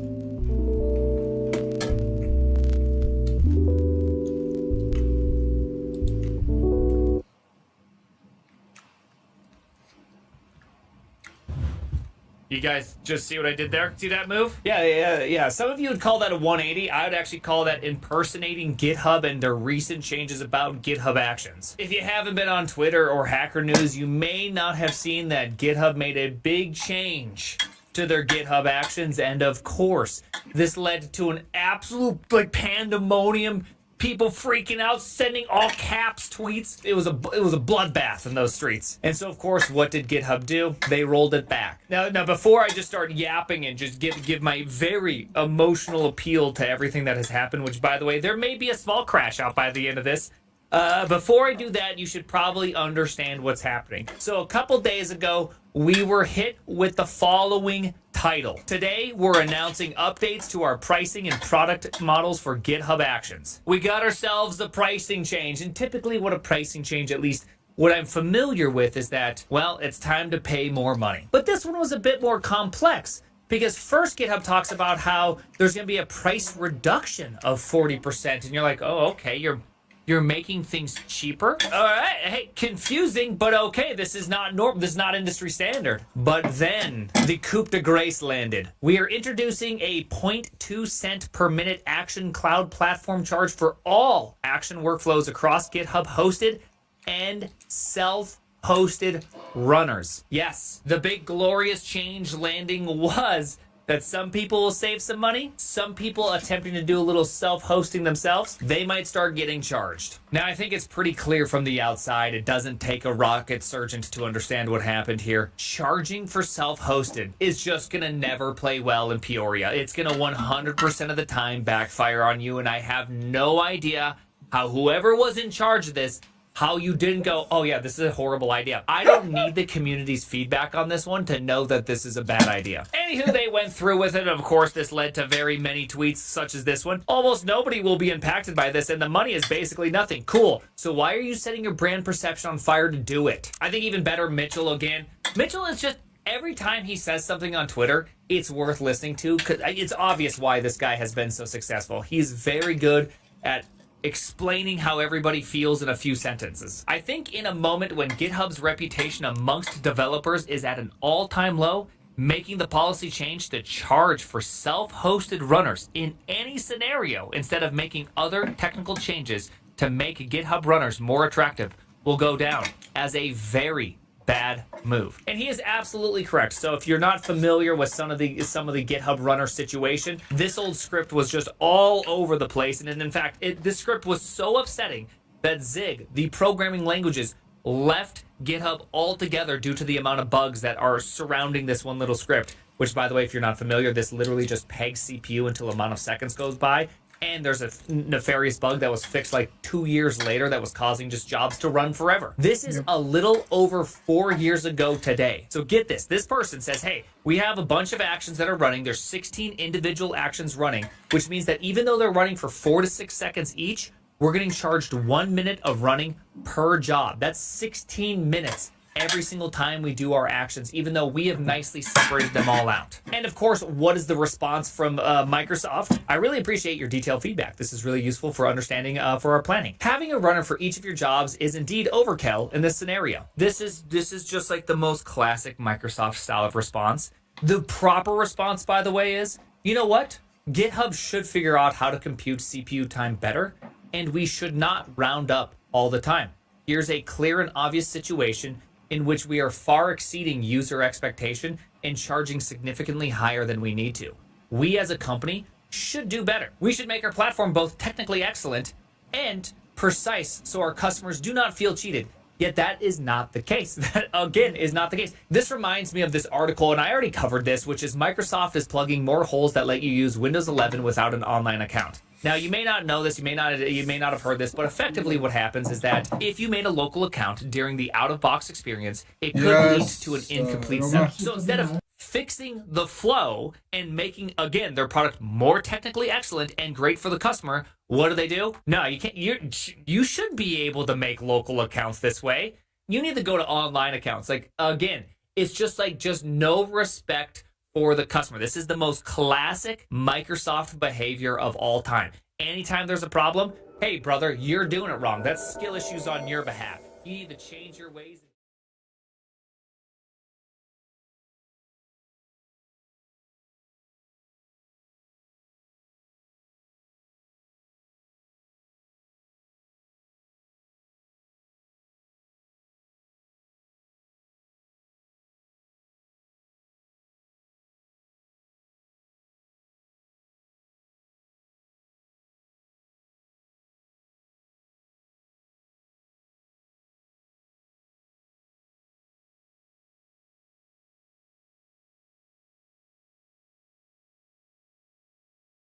Feedback. It's an obvious L. It is a clear and obvious L. You just have to go, how do people feel about runners? Oh, they're very upset at how technically, dilapidated they are. Let's fix that first. Before we do something that will be perceived as adversarial, let's first make things excellent so people just want to run their stuff on our platform. And then we could be territorial, maybe. Maybe it's not adversarial, just territorial.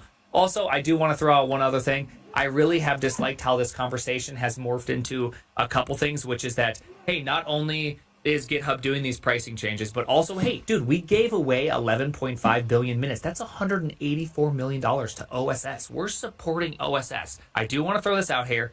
When you make an adversarial price change, but then on the other hand, you say how good everything is and all the good moves you're doing, it kind of feels like emotional manipulation. Okay, I kind of feel like you're doing some sort of hostage situation with my emotions where you're just like, hey, yeah, this was a good, you see how good we are? I'm going to kick you in the nuts, but I'm going to give you a present at the exact same time. And I want you to say thank you. Maybe I don't want to say thank you. Again, I think Mitchell Hashimoto, again, amazing guy, says it really, really true here, which is the first step to fix GitHub organizationally is to split Copilot and GitHub into separate entities. For those that don't know, if you didn't catch up on any of my many videos about me being frustrated at Microsoft, they have moved GitHub. They no longer do they have a CEO, but they moved GitHub under the Core AI VP org. And so if you look right here, you can see right here, Jared is actually a VP of Core AI and a senior VP of GitHub. So he's really under the AI org of Microsoft. He is not under developer experience or developer tools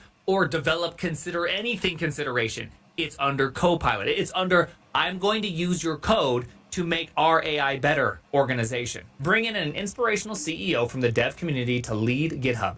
Don't let it report into the nebulous corporate machine. Let the Octocat free. And Mitchell is 100% correct here. They just simply need to separate out from AI. Yes, AI, fine. You know what? Your AI can learn from GitHub.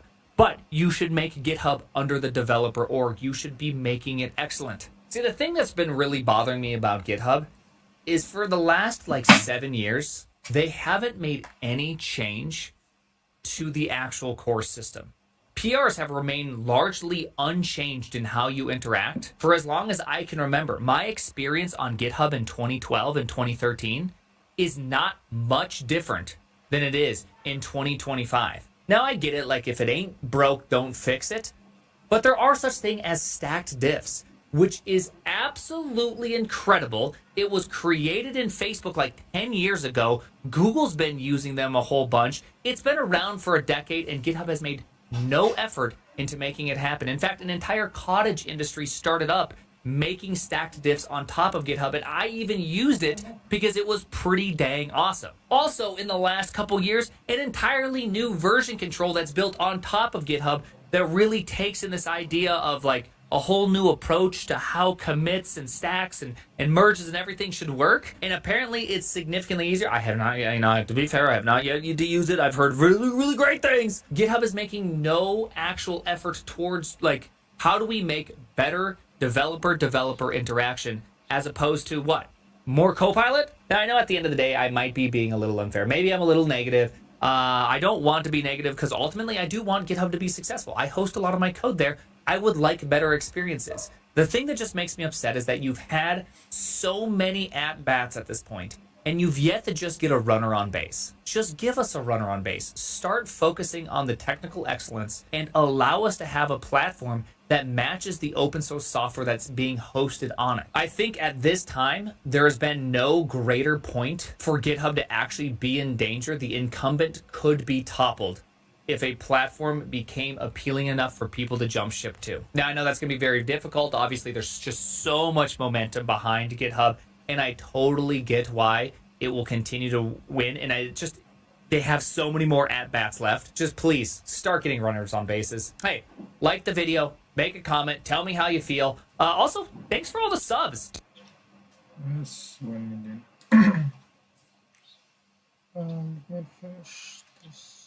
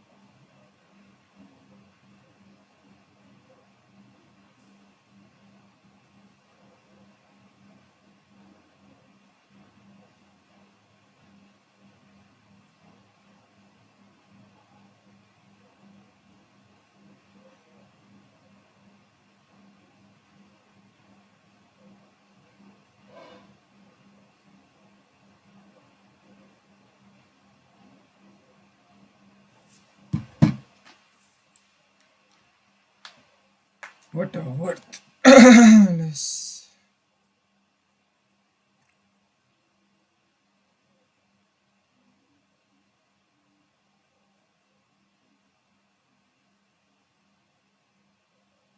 okay.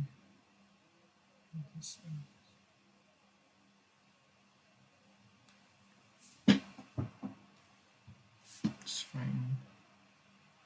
I guess we have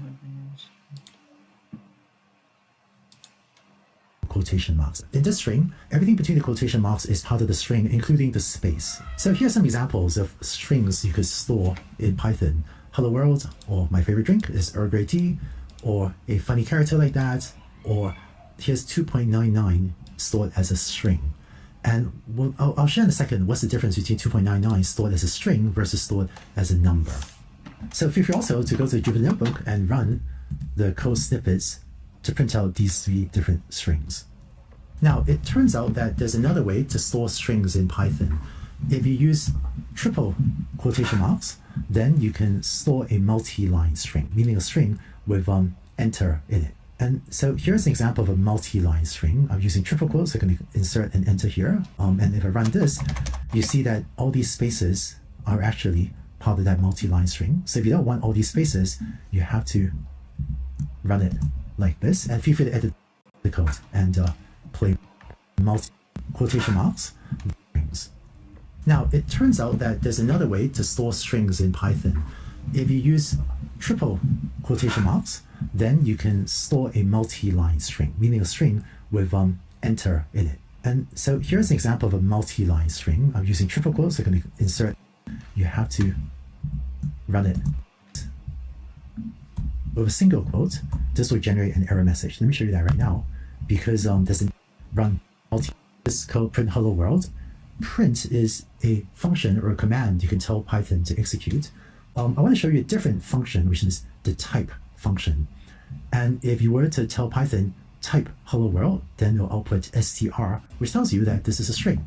So Here's type Andrew, and if I hit Shift Enter, it outputs string str because this Andrew here is a string. If you were to do this with a multi-line string, this is also a string. It's the exact same type as the string Andrew. It's just that the string has a different piece of text in it. Now, if I were to tell it what's the type of 2.99 in quotation marks, this is a string. Now, let me do something different. I'm going to say type of 100. It turns out the type of 100, this is a number, and in particular is a type of number called an integer, meaning it's a number without the decimal part. In contrast, if we're to do type of 2.99, then this is a float. And a float is another way that Python stores or represents numbers, but numbers with a decimal part. So Python has two primary ways to store or represent numbers, which are integers and floats. Integers represent numbers with no decimal part, like 42, 100, -9, 0. And floats have digits after the decimal place. Numbers like 3.14, 2.99, -0.003, and so on are floats. So please feel free to pause the video and plug in your own different numbers and run print or type on them and see what results you get. One of the ways I often use Python is as a calculator. If you want to do addition, like what's 2 plus 6, you can actually write a Python command to say print 2 plus 6, or print 57 minus 40, or multiplication or division. The reason I do this in Python is because if I'm trying to add a lot of numbers and make a mistake, I can actually go back and edit one of the numbers and have Python redo that calculation. So for example, if I run a business selling, say, lemonade, and I want to total up the sales of the last 12 months, I might type something like this and have it print out the sum. But if I find that I actually made a typo, I can actually go back and say, oh yes, back in March, we didn't sell 43 units, we actually sold 45 units, and just edit it and get an updated answer like that. So I actually find using Python, and if you do that, it shows this. So for every dollar you have,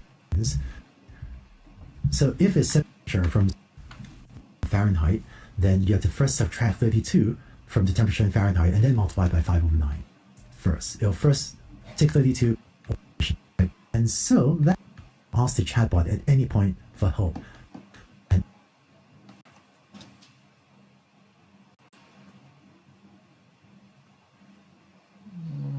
I'll finish this. Let's just... I'm searching if there is something I don't know. You can take...